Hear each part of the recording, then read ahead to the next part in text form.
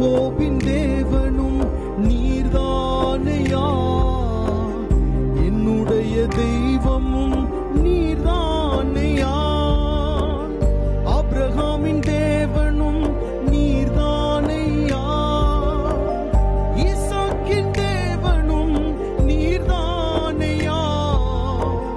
யாக்கோபின் தேவனும் நீர்தானையா, என்னுடைய தெய்வமும் நீர்தானையா. என்னுடைய உழைப்பை யார் வந்து பறித்துக் கொண்டாலும் என் தலை உயர்த்துபவர் நீர்தானையா. என்னுடைய உழைப்பை யார் வந்து பறித்துக் கொண்டாலும் என் தலை உயர்த்துபவர் நீர்தானையா. நீங்க போதும் எனக்கு, நீங்க போதும் எனக்கு, நீங்க போதும், நீங்க போதும், நீங்க போதும் எனக்கு, நீங்க போதும் எனக்கு, நீங்க போதும் எனக்கு, நீங்க போதும், நீங்க போதும், நீங்க போதும் எனக்கு. உம்மை விட்டா யாரும் இல்ல ஏசையா, உம்மை விட யாரும் இல்ல ஏசையா. உம்மை விட்டா யாரும் இல்ல ஏசையா, உம்மை விட யாரும் இல்ல ஏசையா. பார்வோனின் சேனை என்னை பின்தொடர்ந்தாலும் செங்கடல் என் வழியை தடுத்து விட்டாலும் பாதை உண்டு பண்ணும் தேவன் நீரீருக்க கானானின் பயணத்திற்கு தடையில்லையே. பார்வோனின் சேனை என்னை பின்தொடர்ந்தாலும் செங்கடல் என் வழியை தடுத்து விட்டாலும் பாதை உண்டு பண்ணும் தேவன் நீரீருக்க கானானின் பயணத்திற்கு தடையில்லையே. உள்ளுள்ள இடங்களில் என்னை மேய்த்திடுவீரே, நன்மையும் கிருபையும் தொடர செய்வீரே. உள்ளுள்ள இடங்களில் என்னை மேய்த்திடுவீரே, நன்மையும் கிருபையும் தொடர செய்வீரே. நீங்க போதும் எனக்கு, நீங்க போதும் எனக்கு, நீங்க போதும், நீங்க போதும், நீங்க போதும் எனக்கு, நீங்க போதும் எனக்கு, நீங்க போதும் எனக்கு, நீங்க போதும், நீங்க போதும், நீங்க போதும் எனக்கு. உம்மை விட்டா யாரும் இல்ல ஏசையா, உம்மை விட யாரும் இல்ல ஏசையா. உம்மை விட்டா யாரும் இல்ல ஏசையா, உம்மை விட யாரும் இல்ல ஏசையா. நீங்க போதும் எனக்கு, நீங்க போதும் எனக்கு, நீங்க போதும், நீங்க போதும், நீங்க போதும் எனக்கு, நீங்க போதும் எனக்கு, நீங்க போதும் எனக்கு, நீங்க போதும், நீங்க போதும், நீங்க போதும் எனக்கு. பரிசுத்த ஆவியானவரே, தர்மையான ஞாயிறு ஆராதனை வேளைக்காக உமக்கு நாங்கள் நன்றி செலுத்துகிறோம். கடந்த நாட்களில் எல்லாம் நீர் எவ்வளவு நல்லவராயிருந்து எங்களை நடத்தி வந்திருக்கிறீர் என்பதை நினைத்து நாங்கள் உமக்கு நன்றி செலுத்துகிறோம். மாத்திரமல்ல, நீர் ஒருவரே ஆராதனைக்கு பாத்திரர், நீர் ஒருவரே துதிக்கு பாத்திரர். வேதம் சொல்லுகிறது, இந்த ஜனத்தை எனக்கென்று ஏற்படுத்தினேன், இவர்கள் என் துதியை சொல்லி வருவார்கள். உம்முடைய துதியை பிரஸ்தாபப்படுத்தும்படி, உம்முடைய நாமத்தை மகிமைப்படுத்தும்படி நீர் எங்களை தெரிந்து கொண்டதற்காக உமக்கு நாங்கள் நன்றி செலுத்துகிறோம். ஆண்டவரே, உயிருள்ள வரைக்கும் உம்முடைய நாமத்தை மகிமைப்படுத்த, உம்மை ஸ்தோத்திரிக்க தேவன் எங்களுக்கு கிருபையை தர வேண்டுமாய் நாங்கள் ஜெபம் பண்ணுகிறோம். இந்த ஆராதனை நீர் ஆசீர்வதியும், உம்முடைய பிரசன்னத்தினாலே நிரப்பும். தடைகள் எல்லாம் இயேசுவின் நாமத்தினாலே இப்பொழுதே ஆமென் தகர்ந்து வெளியேறுவதாக என்று சொல்லி நாங்கள் ஜெபம் பண்ணுகிறோம். ஆமென். உம்முடைய ஜனத்திற்கு நீர் விடுதலையை கட்டளையிடுவீராக. எல்லா சோர்வுகள் இயேசுவின் நாமத்தினாலே மாறுவதாக. எல்லா பிசாசின் பிடிகள் இயேசுவின் நாமத்தினாலே அகன்று போவதாக என்று சொல்லி நாங்கள் ஜெபம் பண்ணுகிறோம். விடுதலையோடு உம்மை ஆராதிக்கிற வேளையிலே மகிமையா எங்கள் நடுவில் எழுந்தருளும். பெரிய காரியங்களை செய்யும், வன் காரியங்களை கண்டு உம்மை நாங்கள் மகிமைப்படுத்த ஆமென் உம்முடைய நல்ல நாமத்தை நீர் மகிமைப்படுத்துவீராக என்று சொல்லி நாங்கள் ஜெபம் பண்ணுகிறோம். இயேசுவின் நாமத்தில் கேட்கிறோம் நல்ல பிதாவே. ஆமென், ஆமென், ஹல்லேலூயா. கர்த்தருடைய நாமம் மகிமைப்படுவதாக. இந்த அருமையான நாளிலே ஆண்டவரை ஆராதிக்கும்படி ஆண்டவர் நமக்கு தந்த வாய்ப்புக்காக ஆண்டவரை மகிமைப்படுத்துவோம். ஒரு சில பாடல்களை பாடும். முதல் பாடலாக ஜெயம் கொடுக்கும் தேவனுக்கு கோடி கோடி ஸ்தோத்திரம், வாழ்வழிக்கும் இயேசு ராஜாவுக்கு வாழ்நாள் எல்லாம் ஸ்தோத்திரம் என்ற பாடல் தெரிந்த பாடல். உற்சாகமாக நாம் பாடி ஆண்டவரை மகிமைப்படுத்துவோம். ஜெயம் கொடுக்கும் தேவனுக்கு கோடி கோடி ஸ்தோத்திரம்.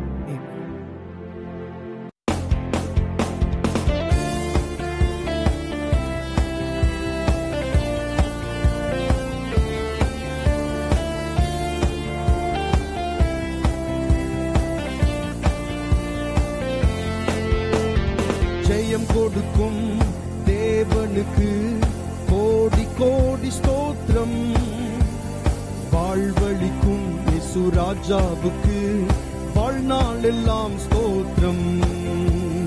ஜெயம் கொடுக்கும் தேவனுக்கு கோடி கோடி ஸ்தோத்திரம், வாழ்வழிக்கும் இயேசு ராஜாவுக்கு வாழ்நாள் எல்லாம் ஸ்தோத்திரம்.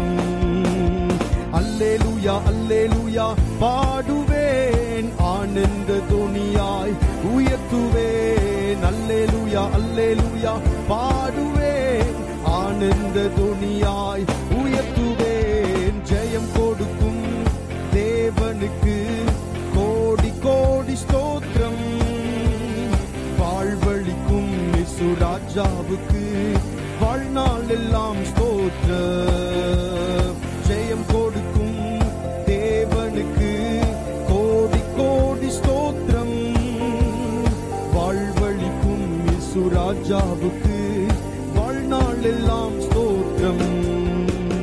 நீதியின் கரத்தினால் தாங்கியே நடத்துவார், நீதியின் கரத்தினால் தாங்கியே நடத்துவார். கர்த்தரே என்பலன், எதற்குமே அஞ்சிடேன். கர்த்தரே என்பலன், எதற்குமே அஞ்சிடேன். ஜெயம் கொடுக்கும் தேவனுக்கு கோடி கோடி ஸ்தோத்திரம், வாழ்வழிக்கும் இயேசு ராஜாவுக்கு வாழ்நாள் எல்லாம் ஸ்தோத்திரம். ஜெயம் கொடுக்கும் தேவனுக்கு கோடி கோடி ஸ்தோத்திரம், வாழ்வழிக்கும் இயேசு ராஜாவுக்கு வாழ்நாள் எல்லாம் ஸ்தோத்திரம். அற்புதம் செய்பவர், அகிலம் படைத்தவர். அற்புதம் செய்பவர், அகிலம் படைத்தவர். யுத்தத்தில் வல்லவர், மீட்பர் ஜெயிக்கிறார். யுத்தத்தில் வல்லவர், மீட்பர் ஜெயிக்கிறார். ஜெயம் கொடுக்கும் தேவனுக்கு கோடி கோடி ஸ்தோத்திரம், வாழ்வழிக்கும் இயேசு ராஜாவுக்கு வாழ்நாள் எல்லாம் ஸ்தோத்திரம். ஜெயம் கொடுக்கும் தேவனுக்கு கோடி கோடி ஸ்தோத்திரம், வாழ்வழிக்கும் இயேசு ராஜாவுக்கு வாழ்நாள் எல்லாம் ஸ்தோத்திரம். நம்பிக்கை தேவனே, நன்மைகள் அளிப்பவர்.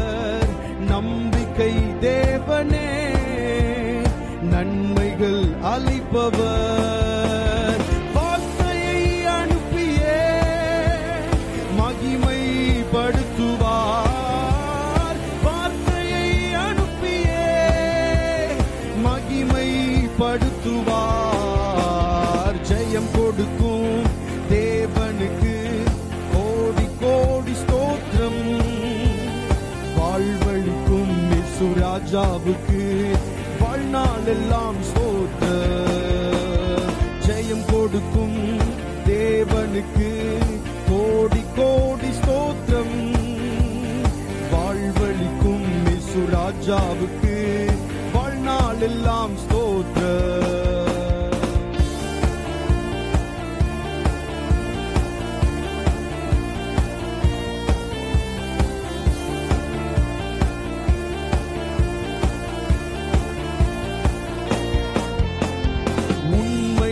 தேவனே, உருக்கம் நிறைந்தவர், உண்மை தேவனே, உருக்கம் நிறைந்தவர், என்னை காப்பவர், உறங்குவதில்லையே, என்னை காப்பவர், உறங்குவதில்லையே. ஜெயம் கொடுக்கும் தேவனுக்கு கோடி கோடி ஸ்தோத்திரம், வாழ்வழிக்கும் இயேசு ராஜாவுக்கு வாழ்நாள் எல்லாம் ஸ்தோத்திரம். ஜெயம் கொடுக்கும் தேவனுக்கு கோடி கோடி ஸ்தோத்திரம், வாழ்வழிக்கும் இயேசு ராஜாவுக்கு வாழ்நாள் எல்லாம் ஸ்தோத்திரம். அல்லேலூயா அல்லேலூயா அல்லேலூயா பாடுவேன் நான் இந்த துனியாய். ஆமென். அல்லேலூயா அல்லேலூயா பாடுவேன் நான் இந்த துனியாய். அற்புதம் செய்பவர், அற்புதம் செய்பவர், அகிலம் படைத்தவர், அற்புதம் செய்பவர், அகிலம் படைத்தவர், யுத்தத்தில் வல்லவர், மீட்பர் ஜெயிக்கிறார், யுத்தத்தில் வல்லவர். Come on, சத்தமா யுத்தத்தில், யுத்தத்தில் வல்லவர், மீட்பர் ஜெயிக்கிறார், யுத்தத்தில் வல்லவர். சத்தமாய் உண்மை தேவனே, உண்மை தேவனே, உருக்கம் நிறைந்தவர், உண்மை தேவனே, உருக்கம் நிறைந்தவர், என்னை காப்பவர், என்னை அல்லேலூயா உறங்குவதில்லையே, என்னை காப்பவர், வார்த்தையை அனுப்பியே, வார்த்தையை அனுப்பியே மகிமைப்படுத்துவார், வார்த்தையை அனுப்பியே மகிமை. கர்த்தரே என்பலன், கர்த்தரே என்பலன், எவருக்குமே அஞ்சிடேன், கர்த்தரே என்பலன், எதற்குமே அஞ்சி. அல்லேலூயா அல்லேலூயா அல்லேலூயா பாடுவேன் ஆனந்த துனியாய் உயர்த்துவேன். அல்லேலூயா அதஹகுனா சப்தனா ஹந்தரே.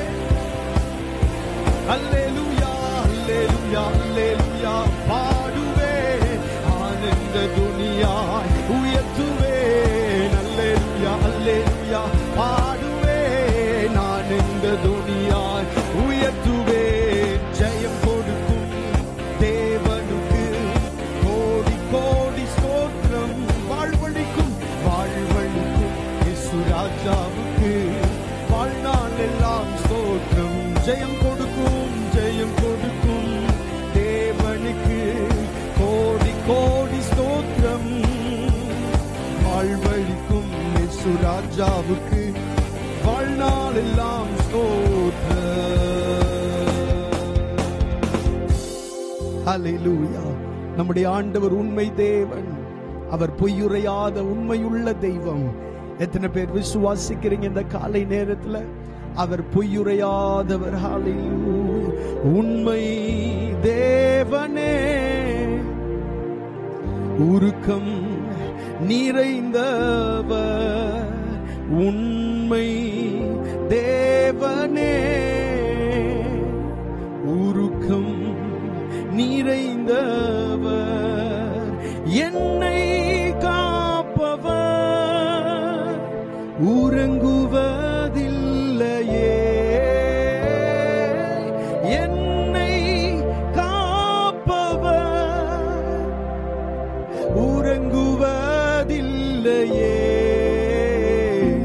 ஜெயம் கொடுக்கும் தேவனுக்கு கோடி கோடி ஸ்தோத்திரம், வாழ்வளிக்கும் இயேசு ராஜாவுக்கு வாழ்நாளெல்லாம் ஸ்தோத்திரம். அற்புதம் செய்பவர், அகிலம் படைத்தவர், யுத்தத்தில் வல்லவர், மீட்பர் ஜெயிக்கிறார். ஹல்லேலூயா. நம்முடைய ஆண்டவர் யுத்தத்தில் வல்லவர். எத்தனை பேர் சொல்ல முடியும்? நம்மை பார்த்து சொன்னார், இந்த யுத்தம் உங்களுடையதல்ல, இது கர்த்தருடையது. ஹல்லேலூயா. இது கர்த்தருடைய யுத்தம்.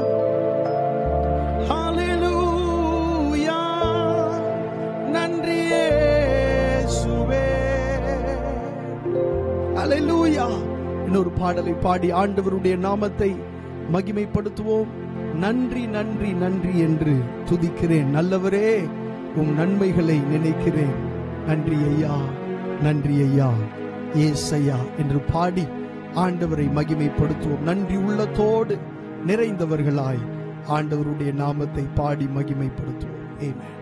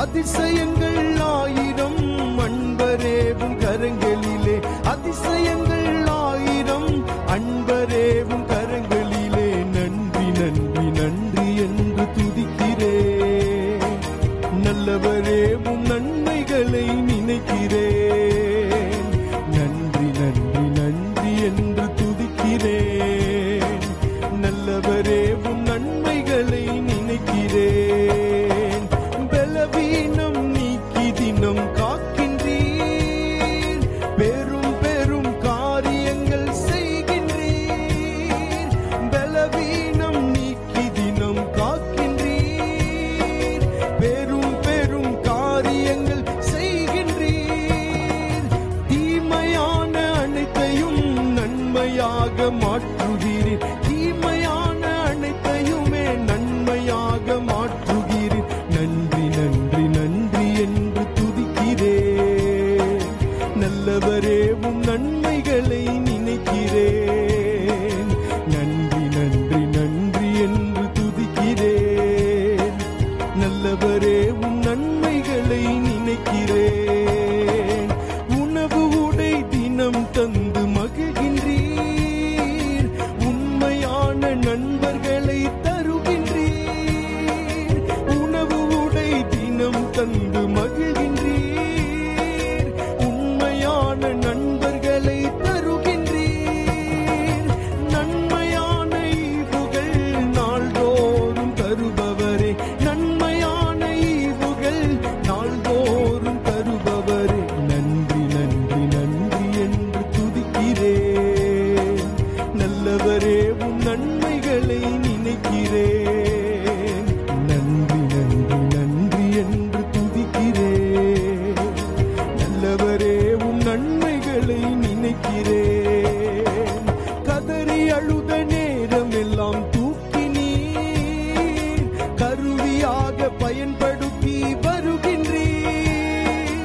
கதறி அழுத நேரம் எல்லாம் தூக்கி நீர் கருவியாக பயன்படுத்தி வருகிறீர்.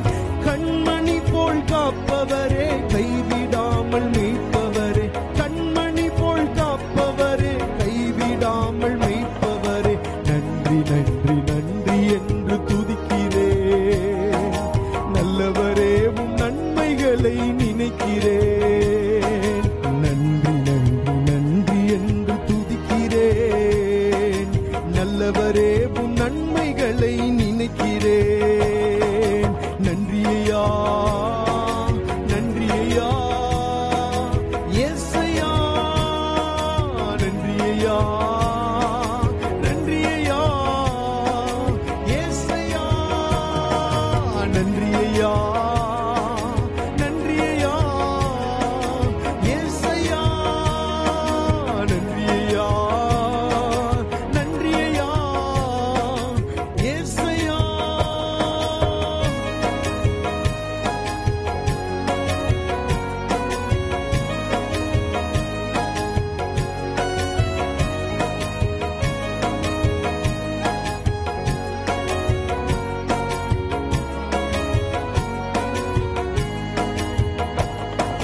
பலவீனம் நீக்கி தினம் காக்கின்றீர், பெரும் பெரும் காரியங்கள் செய்கின்றீர். பலவீனம் நீக்கி தினம் காக்கின்றீர், பெரும் பெரும் காரியங்கள் செய்கின்றீர். தீமையான அனைத்தையுமே நன்மையாக மாற்றுகிறீர், தீமையான அனைத்தையுமே நன்மையாக மாற்றுகிறீர். நன்றி நன்றி நன்றி என்று துதிக்கிறேன். நல்லவரே, உம் நன்மைகளை நினைக்கிறேன். நன்றி நன்றி நன்றி என்று துதிக்கிறேன். நல்லவரே, உம் நன்மைகளை நினைக்கிறேன். நன்றி ஐயா, நன்றி ஐயா, இயேசையா, நன்றி ஐயா, நன்றி ஐயா, இயேசையா, நன்றி ஐயா, நன்றி ஐயா, இயேசையா, நன்றி ஐயா, நன்றி ஐயா, இயேசையா.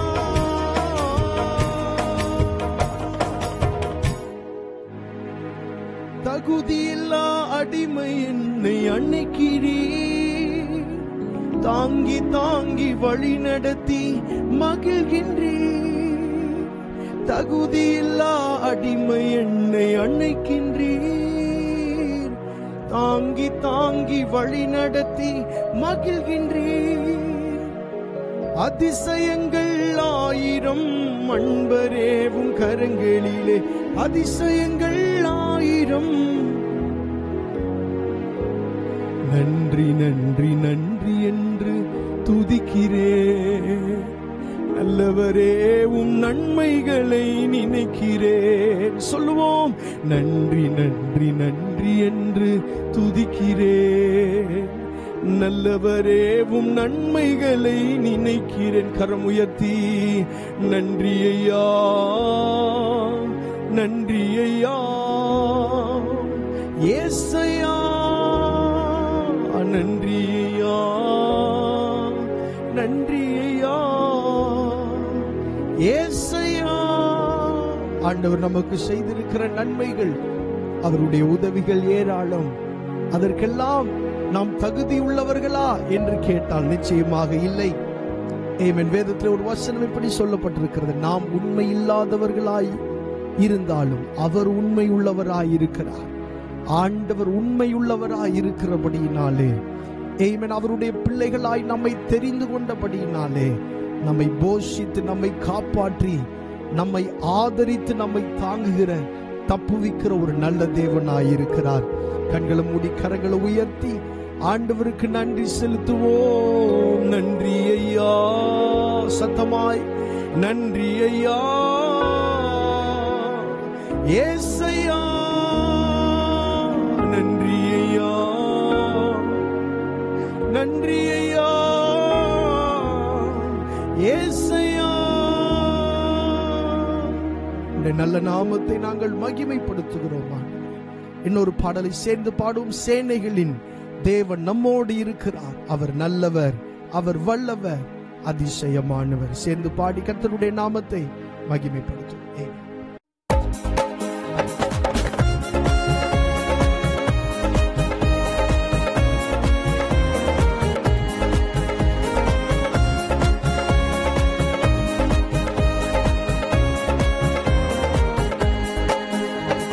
சேனைகளின் தேவன் நம்மோடு இருக்கின்றார், அவர் நல்லவர், அவர் வல்லவர், அடைக்கலமானவர். அவர் நல்லவர், அவர் வல்லவர், அடைக்கலமானவர். எரிகோ போன்ற சோதனைகள் எதிரிட்டு வந்தாலும், எரிகோ போன்ற சோதனைகள் எதிரிட்டு வந்தாலும், தகர்த்திடுவார், நொறுக்கிடுவார், ஜெயத்தை தந்திடுவார். தகர்த்திடுவார், நொறுக்கிடுவார், ஜெயத்தை தந்திடுவார். சேனைகளின் தேவன் நம்மோடு இருக்கின்றார், அவர் நல்லவர், அவர் வல்லவர், அடைக்கலமானவர்.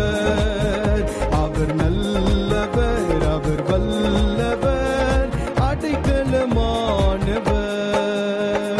சேனையின் கர்த்தரை நம்பிடுவாய், பாக்கியம் அடைந்திடுவாய்.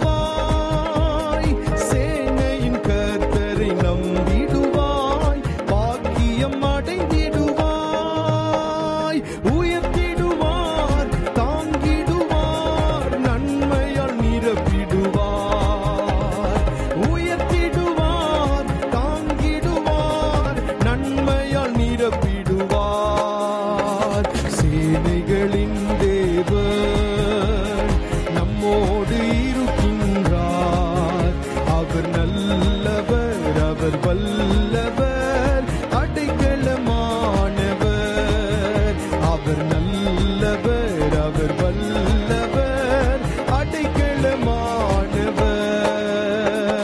ஆவியின் வரத்தை தந்திடுவார், ஆவியை பொழிந்திடுவார்.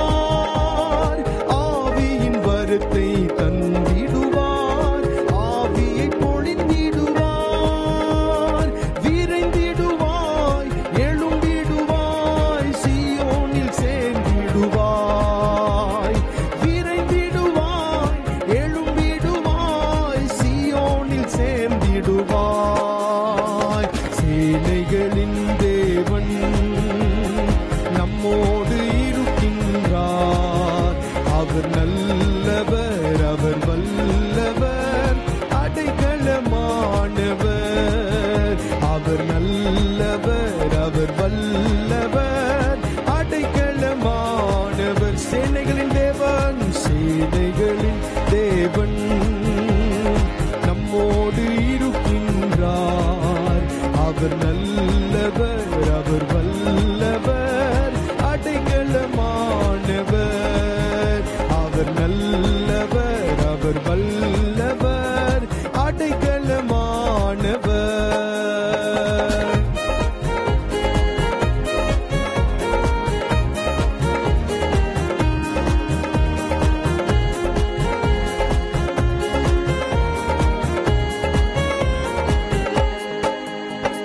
சபையோரே நாம் எழும்பிடுவோம், வசனத்தை பிடித்திடுவோம். சபையோரே நாம் எழும்பிடுவோம், வசனத்தை பிடித்திடுவோம். வென்றிடுவோம், சென்றிடுவோம், ஊழியம் செய்திடுவோம். வென்றிடுவோம், சென்றிடுவோம், ஊழியம் செய்திடுவோம். சேனைகளின் தேவன் நம்மோடு இருக்கின்றார், அவர் நல்லவர், அவர் வல்லவர், அடைக்கலமானவர். அவர் நல்லவர், அவர் வல்லவர்,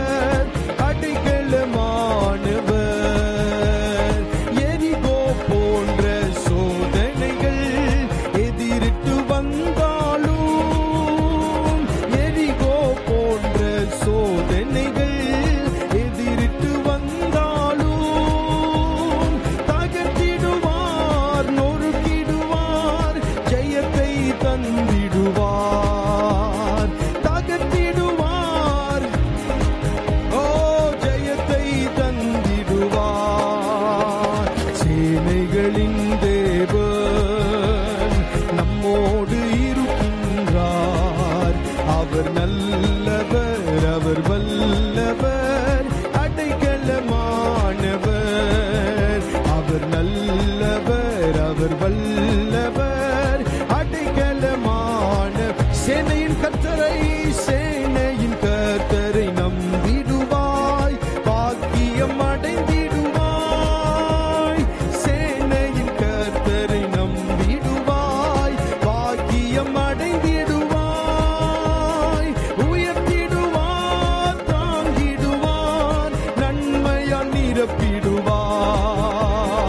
உயர்த்திடுவார், தாங்கிடுவார், நன்மையால் நிரப்பிடுவார். சேனைகளின் கர்த்தர், சேனைகளின் தேவன் நம்மோடு இருக்கின்றார். அவர் நல்லவர், அவர் வல்லவர், அடைக்கலமானவர். அவர் நல்லவர், அவர் வல்லவர், அடைக்கலமானவர். தகர்த்திடுவார், தகர்த்திடுவார், நொறுக்கிடுவார், ஜெயத்தை தந்திடுவார். தகர்த்திடுவார், நொறுக்கிடுவார், ஜெயத்தை தந்திடுவார். உயர்த்திடுவார், தாங்கிடுவார், நன்மையால் நிரப்பிடுவார். உயர்த்திடுவார், தாங்கிடுவார், நன்மையால் நிரப்பிடுவார். ஓ, வென்றிடுவோம், சென்றிடுவோம், ஊழியம் செய்திடுவோம். வென்றிடுவோம், வென்றிடுவோம், சென்றிடுவோம், ஊழியம். Amen. சில எரிகோ போன்ற சோதனைகளை, தடைகளை இந்த நாளிலே ஆண்டவர் தகர்த்து போடுகிறார். விசுவாசத்தோடு, ஓ, இன்னும் நம்பிக்கையோடு. சந்தரனாந்தயா,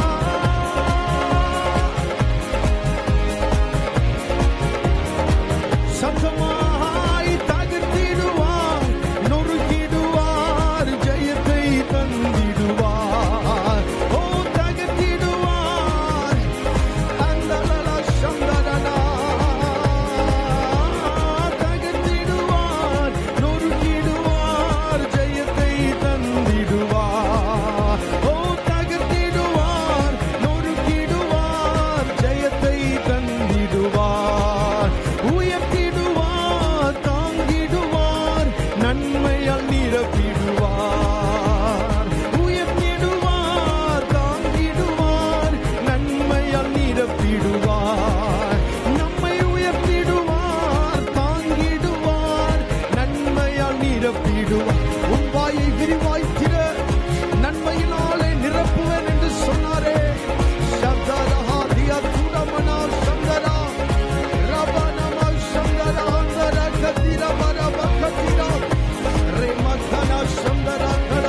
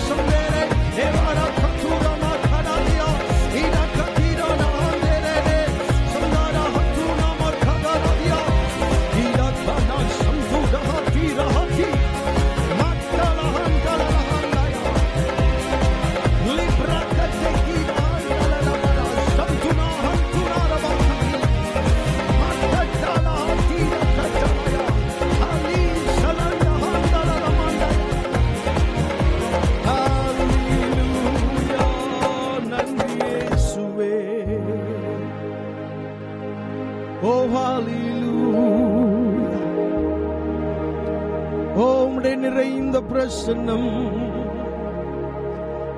சம்தரா நகதாதி அந்தனேரே மனாதினா சம்தரா லேம்ப்ரானா சம்தரே நனா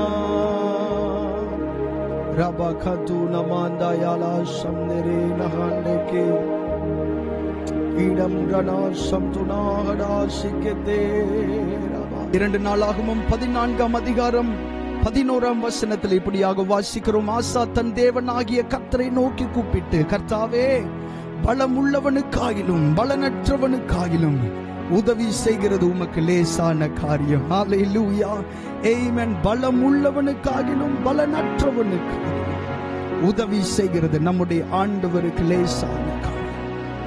Holy Spirit, we worship your name. Hallelujah. பலமுள்ளவன் பலனற்றவன், பலனுள்ளவன் பலன் இல்லாதவன், யாராயிருந்தாலும் உதவிகள் செய்வது லேசான காரியம். என் இயேசுவுக்கு லேசான. இருதயத்தின் ஆழத்திலிருந்து சொல்லுவோம், பலனுள்ளவன் பலனற்றவன், பலனுள்ளவன் பலன் இல்லாதவன், யாராயிருந்தாலும் உதவிகள் செய்வது லேசான காரியம். என் இயேசுவுக்கு லேசான காரியம்.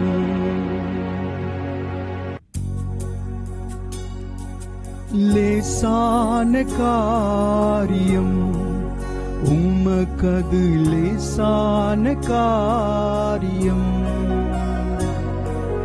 லேசான காரியம் என் இயேசுவுக்கு லேசான காரியம். பலனுள்ளவன் பலனற்றவன், பலனுள்ளவன் பலன் இல்லாதவன், யாராயிருந்தாலும் உதவிகள் செய்வது லேசான காரியம். என் இயேசுவுக்கு லேசான காரியம். மண்ணை பிசைந்து மனிதனை படைப்பது லேசான காரியம். மண்ணை பிசைந்து மனிதனை படைப்பது லேசான காரியம்.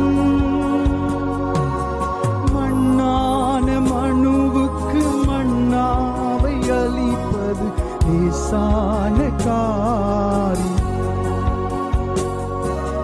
மண்ணான மனுவுக்கு மண்ணாவை அளிப்பது லேசான காரியம். என் இயேசுவுக்கு லேசான காரியம். பலனுள்ளவன் பலனற்றவன், பலனுள்ளவன் பலன் இல்லாதவன், யாராயிருந்தாலும் உதவிகள் செய்வது லேசான காரியம். என் இயேசுவுக்கு லேசான காரியம். லேசான காரியம் என் இயேசுவுக்கு லேசான காரியம்.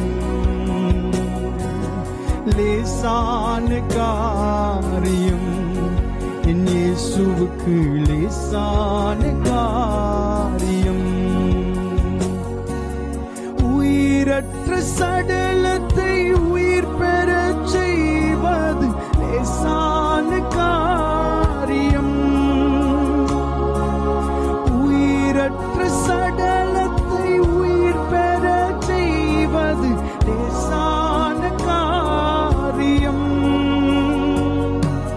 தீராத நோய்களை வார்த்தையால் தீர்ப்பது லேசான காரியம். தீராத நோய்களை வார்த்தையால் தீர்ப்பதும் லேசான காரியம். என் இயேசுவுக்கு லேசான காரியம். பலனுள்ளவன் பலனற்றவன், பலனுள்ளவன் பலன் இல்லாதவன், யாராயிருந்தாலும்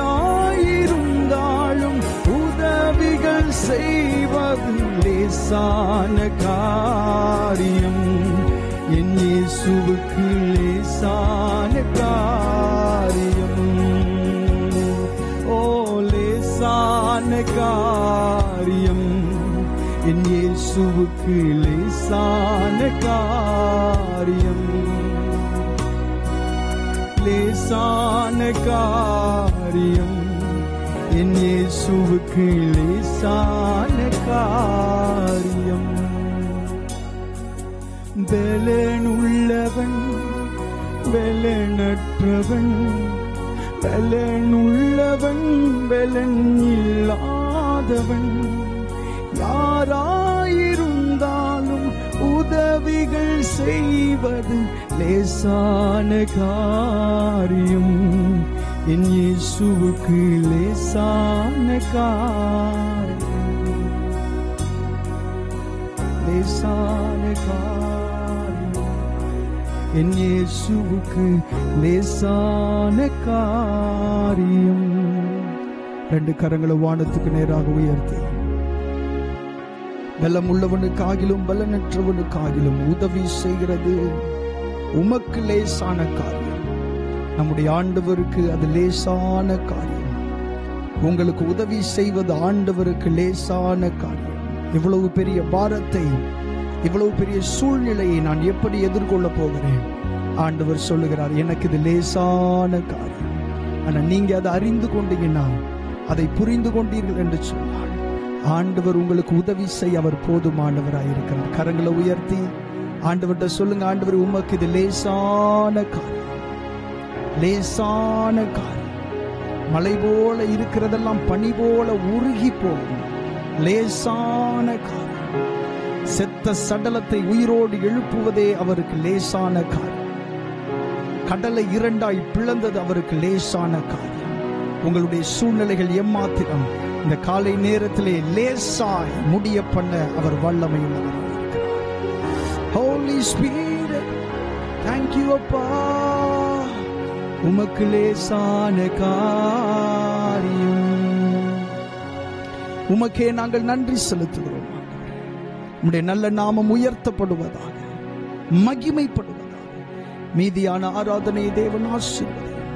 இயேசுவின் நாமத்தில் கேட்கிறோம் நல்ல பிதாவே, ஆமென், ஆமென். கர்த்தருடைய நாமம் மகிமைப்படுவதாக. வாசிக்கும்படியாய் தெரிந்து கொண்ட சங்கீத பகுதி 22வது சங்கீதம் நாம் வாசிக்கலாம். என் தேவனே, என் தேவனே, ஏன் என்னை கைவிட்டீர்? எனக்கு உதவி செய்யாமலும் நான் கதறி சொல்லும் வார்த்தைகளை கேளாமலும் ஏன் தூரமாயிருக்கிறீர்? என் தேவனே, நான் பகலிலே கூப்பிடுகிறேன், உத்தரவு கொடீர். இரவிலே கூப்பிடுகிறேன், எனக்கு அமைதல் இல்லை. இஸ்ரவேலின் துதிகளுக்குள் வாசமாயிருக்கிற தேவரீரே பரிசுத்தர். எங்கள் பிதாக்கள் உம்மிடத்தில் நம்பிக்கை வைத்தார்கள். நம்பின அவர்களை நீர் விடுவித்தீர். உம்மை நோக்கி கூப்பிட்டு தப்பினார்கள். உம்மை நம்பி வெட்கப்பட்டு போகாதிருந்தார்கள். நானோ ஒரு புழு, மனுஷன் அல்ல, மனுஷரால் நிந்திக்கப்பட்டும் ஜனங்களால் அவமதிக்கப்பட்டும் இருக்கிறேன். என்னை பார்க்கிறவர்கள் எல்லாரும் என்னை பரியாசம் பண்ணி உதட்டை பிதுக்கி தலையை துலுக்கி, கர்த்தர் மேல் நம்பிக்கையாயிருந்தானே, அவர் இவனை விடுவிக்கட்டும், இவன் மேல் பிரியமாயிருக்கிறாரே, இப்பொழுது இவனை மீட்டுவிடட்டும் என்கிறார்கள். நீரே என்னை கற்பத்திலிருந்து எடுத்தவர், என் தாயின் முளைப்பாலை நான் உண்கையில் என்னை உம்முடைய பேரில் நம்பிக்கையாயிருக்க பண்ணினீர். கற்பத்திலிருந்து வெளிப்பட்ட போதே உமது சார்பில் விழுந்தேன். நான் என் தாயின் வயிற்றில் இருந்தது முதல் நீர் என் தேவனாயிருக்கிறீர். என்னை விட்டு தூரமாகாதேயும். ஆபத்து கிட்டியிருக்கிறது, சகாயரும் இல்லை. அநேகம் காளைகள் என்னை சூழ்ந்திருக்கிறது. பாசான் தேசத்து பலத்த எருதுகள் என்னை வளைந்து கொண்டது. பீறி கர்ச்சிக்கிற சிங்கத்தை போல் என்மேல் தங்கள் வாயை திறக்கிறார்கள். தண்ணீரை போல் ஊற்றுண்டேன். என் எலும்புகள் எல்லாம் கட்டுவிட்டது. என் இருதயம் மெழுகு போலாகி என் குடல்களின் நடுவே உருகிற்று. என் பெலன் ஓட்டை போல் காய்ந்தது. என் நாவு மேல்வாயோடே ஒட்டி கொண்டது. என்னை மரணத்தூளிலே போடுகிறீர். நாய்கள் என்னை சூழ்ந்திருக்கிறது. பொல்லாதவர்களின் கூட்டம் என்னை வளைந்து கொண்டது. என் கைகளையும் என் கால்களையும் உருவ குத்தினார்கள். என் எலும்புகளை எல்லாம் நான் எண்ணலாம். அவர்கள் என்னை நோக்கி பார்த்து கொண்டிருக்கிறார்கள். என் வஸ்திரங்களை தங்களுக்குள்ளே பங்கிட்டு என் உடையின் பேரில் சீட்டு போடுகிறார்கள். ஆனாலும் கர்த்தாவே, நீர் எனக்கு தூரமாகாதேயும். என் பெலனே, எனக்கு சகாயம் பண்ண தீவிரித்துக் கொள்ளும். என் ஆத்துமாவை பட்டயத்திற்கும் எனக்கு அருமையானதை நாய்களின் துஷ்டத்தனத்திற்கும் தப்புவியும்.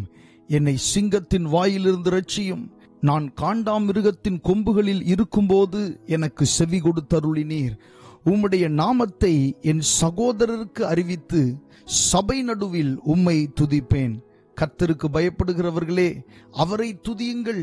யாக்கோபின் சந்ததியாரே, நீங்கள் எல்லாரும் அவரை கனம் பண்ணுங்கள். இஸ்ரவேலின் வம்சத்தாரே, நீங்கள் எல்லாரும் அவர் பேரில் பயபக்தியாயிருங்கள்.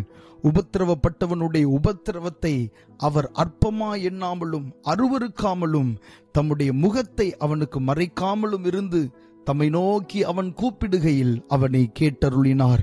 மகா சபையிலே நான் உம்மை துதிப்பேன்.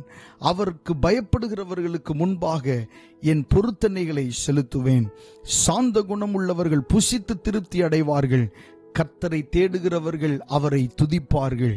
உங்கள் இருதயம் என்றென்றைக்கும் வாழும். பூமியின் எல்லைகளெல்லாம் நினைவு கூர்ந்து கர்த்தரிடத்தில் திரும்பும். ஜாதிகளுடைய சந்ததிகளெல்லாம் உமது சமூகத்தில் தொழுது கொள்ளும். ராஜ்யம் கர்த்தருடையது, அவர் ஜாதிகளை ஆளுகிறவர். பூமியின் செல்வவான்கள் யாவரும் புசித்து பணிந்து கொள்வார்கள். புழுதியில் இறங்குகிறவர்கள் யாவரும் அவருக்கு முன்பாக வணங்குவார்கள். ஒருவனும் தன் ஆத்துமா அழியாதபடி அதை காக்கக்கூடாதே. ஒரு சந்ததி அவரை சேவிக்கும். தலைமுறை தலைமுறையாக அது ஆண்டவருடைய சந்ததி எனப்படும். அவர்கள் வந்து அவரே இவைகளை செய்தார் என்று பிறக்கப் போகிறவர்களுக்கு அவருடைய நீதியை அறிவிப்பார்கள். ஆமேன். கர்த்தருடைய நாமம் மகிமைப்படுவதாக. நாம் தொடர்ந்து தேவனுடைய வார்த்தைக்கு நேராய் கடந்து செல்வோம். இன்றைய நாளிலும் 1 யோவான் 5ஆம் அதிகாரத்திலிருந்து நாம் தேவனுடைய வார்த்தையை தியானிக்க போகிறோம். கடந்த 2 வாரங்களாக விசுவாசத்தை குறித்து தியானிப்பதற்கு ஆண்டவர் நமக்கு கிருபை பாராட்டினார். விசுவாசத்திற்கான சோதனை அல்லது பரீட்சை என்பதை பற்றி தியானித்தோம். கடந்த வாரத்தில் விசுவாசம் உள்ள ஜெபம் என்கிற தலைப்பில் இருந்து நாம் தேவனுடைய வார்த்தையை தியானிக்க ஆண்டவர் கிருபை பாராட்டினார். இன்றைய தினத்திலும் 1 யோவான் என்கிற அந்த நிருபத்தில் இருந்து 5வது அதிகாரத்திலே ஒரு சில வசனங்களை நாம் தியானிக்க போகிறோம். கர்த்தருடைய நாமம் மகிமைப்படுவதாக. 1 யோவான் 5ஆம் அதிகாரத்தை நாம் தியானிப்பதற்கு முன்பாக ஒரு வசனத்தை வாசிக்கலாம். யோவான் எழுதின சுவிசேஷம் 1ஆம் அதிகாரம் 12வது 13வது வசனங்கள். யோவான் எழுதின சுவிசேஷம் 1வது அதிகாரம் 12வது 13வது வசனங்கள் வாசிக்கலாம். அவருடைய நாமத்தின் மேல் விசுவாசம் உள்ளவர்களாய் அவரை ஏற்றுக்கொண்டவர்கள் எத்தனை பேர்களோ அத்தனை பேர்களும் தேவனுடைய பிள்ளைகளாகும்படி அவர்களுக்கு அதிகாரம் கொடுத்தார். 13வது வசனம், அவர்கள் இரத்தத்தினாலாவது மாம்ச சித்தத்தினாலாவது புருஷனுடைய சித்தத்தினாலாவது பிறவாமல் தேவனாலே பிறந்தவர்கள். கர்த்தருடைய நாமம் மகிமைப்படுவதாக. இந்த வசனங்களிலிருந்தே நாம் நிறைய முறைகள் தேவனுடைய வார்த்தையை கேட்டிருக்கிறோம். இருப்பினும் இன்றைக்கு நாம் தியானிக்கவிருக்கிற அந்த 1 யோவான் 5வது அதிகாரம் இந்த வசனங்களை அடிப்படையாய் கொண்டிருக்கிறபடியினாலே இதை வாசித்தோம். இந்த வசனத்திலே சொல்லப்பட்டிருக்கிறது, அவருடைய நாமத்தின் மேல், அதாவது இயேசு கிறிஸ்து என்கிற நாமத்தின் மேல் விசுவாசம் உள்ளவர்களாய் அவரை ஏற்றுக்கொண்டவர்கள் எத்தனை பேர்களோ அத்தனை பேர்களும் தேவனுடைய பிள்ளைகளாகும்படி அவர்களுக்கு அதிகாரம் கொடுத்தார். பாருங்க, இயேசு கிறிஸ்துவின் நாமத்தின் மேல் விசுவாசம் வைத்து, இவர்தான் இயேசு கிறிஸ்து பிதாவினுடைய ஒரே குமாரனாகிய மேசியா என்று சொல்லி அவர் மேல் விசுவாசம் உள்ளவர்களாய் அவரை ஏற்றுக்கொண்டவர்கள், தங்களுடைய இருதயத்திலே அவரை உண்மையான மெய்யான இயேசுவாய் கிறிஸ்துவாய் ஏற்றுக்கொண்டவர்கள் எத்தனை பேர்களோ அத்தனை பேர்களும் தேவனுடைய பிள்ளைகளாகும்படி அவர்களுக்கு என்ன செய்தாராம்? அதிகாரம் கொடுத்தார். அந்த அதிகாரத்தினால் தான் இன்றைக்கு நாம் அமர்ந்து தேவனுடைய வார்த்தையை கேட்டு கொண்டிருக்கிறோம். ஆமென். நாம் தேவனுடைய பிள்ளைகள் என்று அழைக்கப்படுவதினாலே பிதாவானவர் நமக்கு பாராட்டின அவருடைய கிருபை எவ்வளவு பெரிதென்று பாருங்கள் என்று சொல்லி ஒரு இடத்திலே வேத வசனம் சொல்லுகிறது. இதே யோவான் என்கிறதான இந்த சீஷன் தான் அதையும் எழுதுகிறார். நாம் தேவனுடைய பிள்ளைகள் என்று அழைக்கப்படுகிறதுனாலே பிதாவானவர் நமக்கு பாராட்டின கிருபை, அந்த இரக்கம், அந்த தயவு எவ்வளவு பெரிதா இருக்கிறது என்று நாம் யோசித்து பார்க்க வேண்டும். இந்த உலகத்தில் எத்தனையோ பதவிகள் உண்டு. ஆனால் அந்த பதவிகள் எல்லாவற்றை பார்க்கிலும் நாம் தேவனுடைய பிள்ளை, நான் தேவனுடைய பிள்ளை என்று சொல்லி நீங்கள் சொல்லிக் கொள்வதுதான், அந்த நாமத்தின் மேல் நீங்கள் வைத்திருக்கிற வைராக்கியத்தை காண்பிப்பதுதான் இந்த உலகத்தில் எல்லா பதவிகளை பார்க்கிலும் பெரியது. ஹல்லேலூயா. ஆமென். இந்த உலகத்தின் பதவிகள் உங்களுக்கு அநேகம் இருக்கலாம். ஆமென். அந்தஸ்து நிறைந்தவர்களாய் நீங்கள் இருக்கலாம். அதை எல்லாவற்றையும் விட அதை எல்லாவற்றுக்கும் மேலாய் உங்களுக்கு இருக்கிற ஒரு பதவி என்ன தெரியுமா? ஆமென். நீங்கள் இயேசுவினுடைய பிள்ளைகளாய் இருக்கிறீர்கள். நீங்கள் தேவனுடைய பிள்ளைகளாய் இருக்கிறீர்கள். எல்லா பதவியை விட மிக பெரிய ஒரு பதவி, ஆமென், நாம் தேவனுடைய பிள்ளைகளாய் இருப்பது. ஒருவேளை எந்த விதமான அதிகாரமும் இல்லாதவர்களாய் நீங்கள் இருக்கலாம். அநேகரால் ஆமென் அசட்டை பண்ணப்பட்டவர்களாக, நிந்திக்கப்பட்டவர்களாக நீங்கள் இருக்கலாம். ஆனால் நீங்கள் அறிந்து கொள்ள வேண்டிய ஒரு விஷயம் இந்த காலை நேரத்திலே, நீங்கள் தனித்தவர்கள் அல்ல. உங்களை விசாரிக்கிறதற்கு ஒரு தகப்பன் இருக்கிறார். நீங்கள் தேவனுடைய பிள்ளைகளாய் இருக்கிறீர்கள். ஆமென். உங்களை நன்றாக விசாரிப்பதற்கு, ஆமென், வேதத்தில் சொல்லப்பட்டிருக்கிறது, அவர் உங்களை விசாரிக்கிறவர் ஆனபடியால் என்று சொல்லப்பட்டிருக்கிறது. உங்களுடைய எல்லா காரியங்களையும் ஆமென் நேர்த்தியாய் விசாரிக்கக்கூடிய ஒரு நல்ல தகப்பனை நீங்கள் ஆராதிக்கிறீர்கள். ஹல்லேலூயா. ஓ, நமக்கு அவர் பயத்தின் ஆவியை தரவில்லை. அப்பா பிதாவை என்று கூப்பிடக்கூடிய புத்திர சுவிகாரத்தின் ஆவியை நமக்கு தந்திருக்கிறார். அந்த அதிகாரத்தினாலே ஆமென் நாம் அவரை அப்பா பிதாவே என்று சொல்லி உரிமையோடு நம்மால் கூப்பிட முடியும்.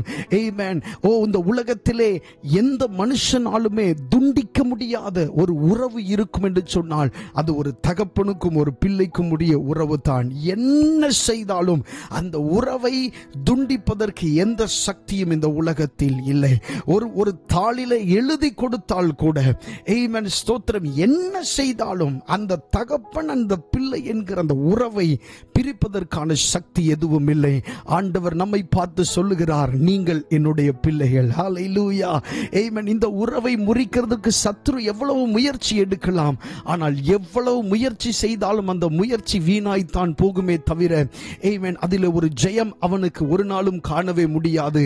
ஏனென்று சொன்னால் மிகப்பெரிய ஒரு விலை கிரயம் செலுத்தி இயேசு கிறிஸ்து நம்மை வாங்கி இருக்கிறார்.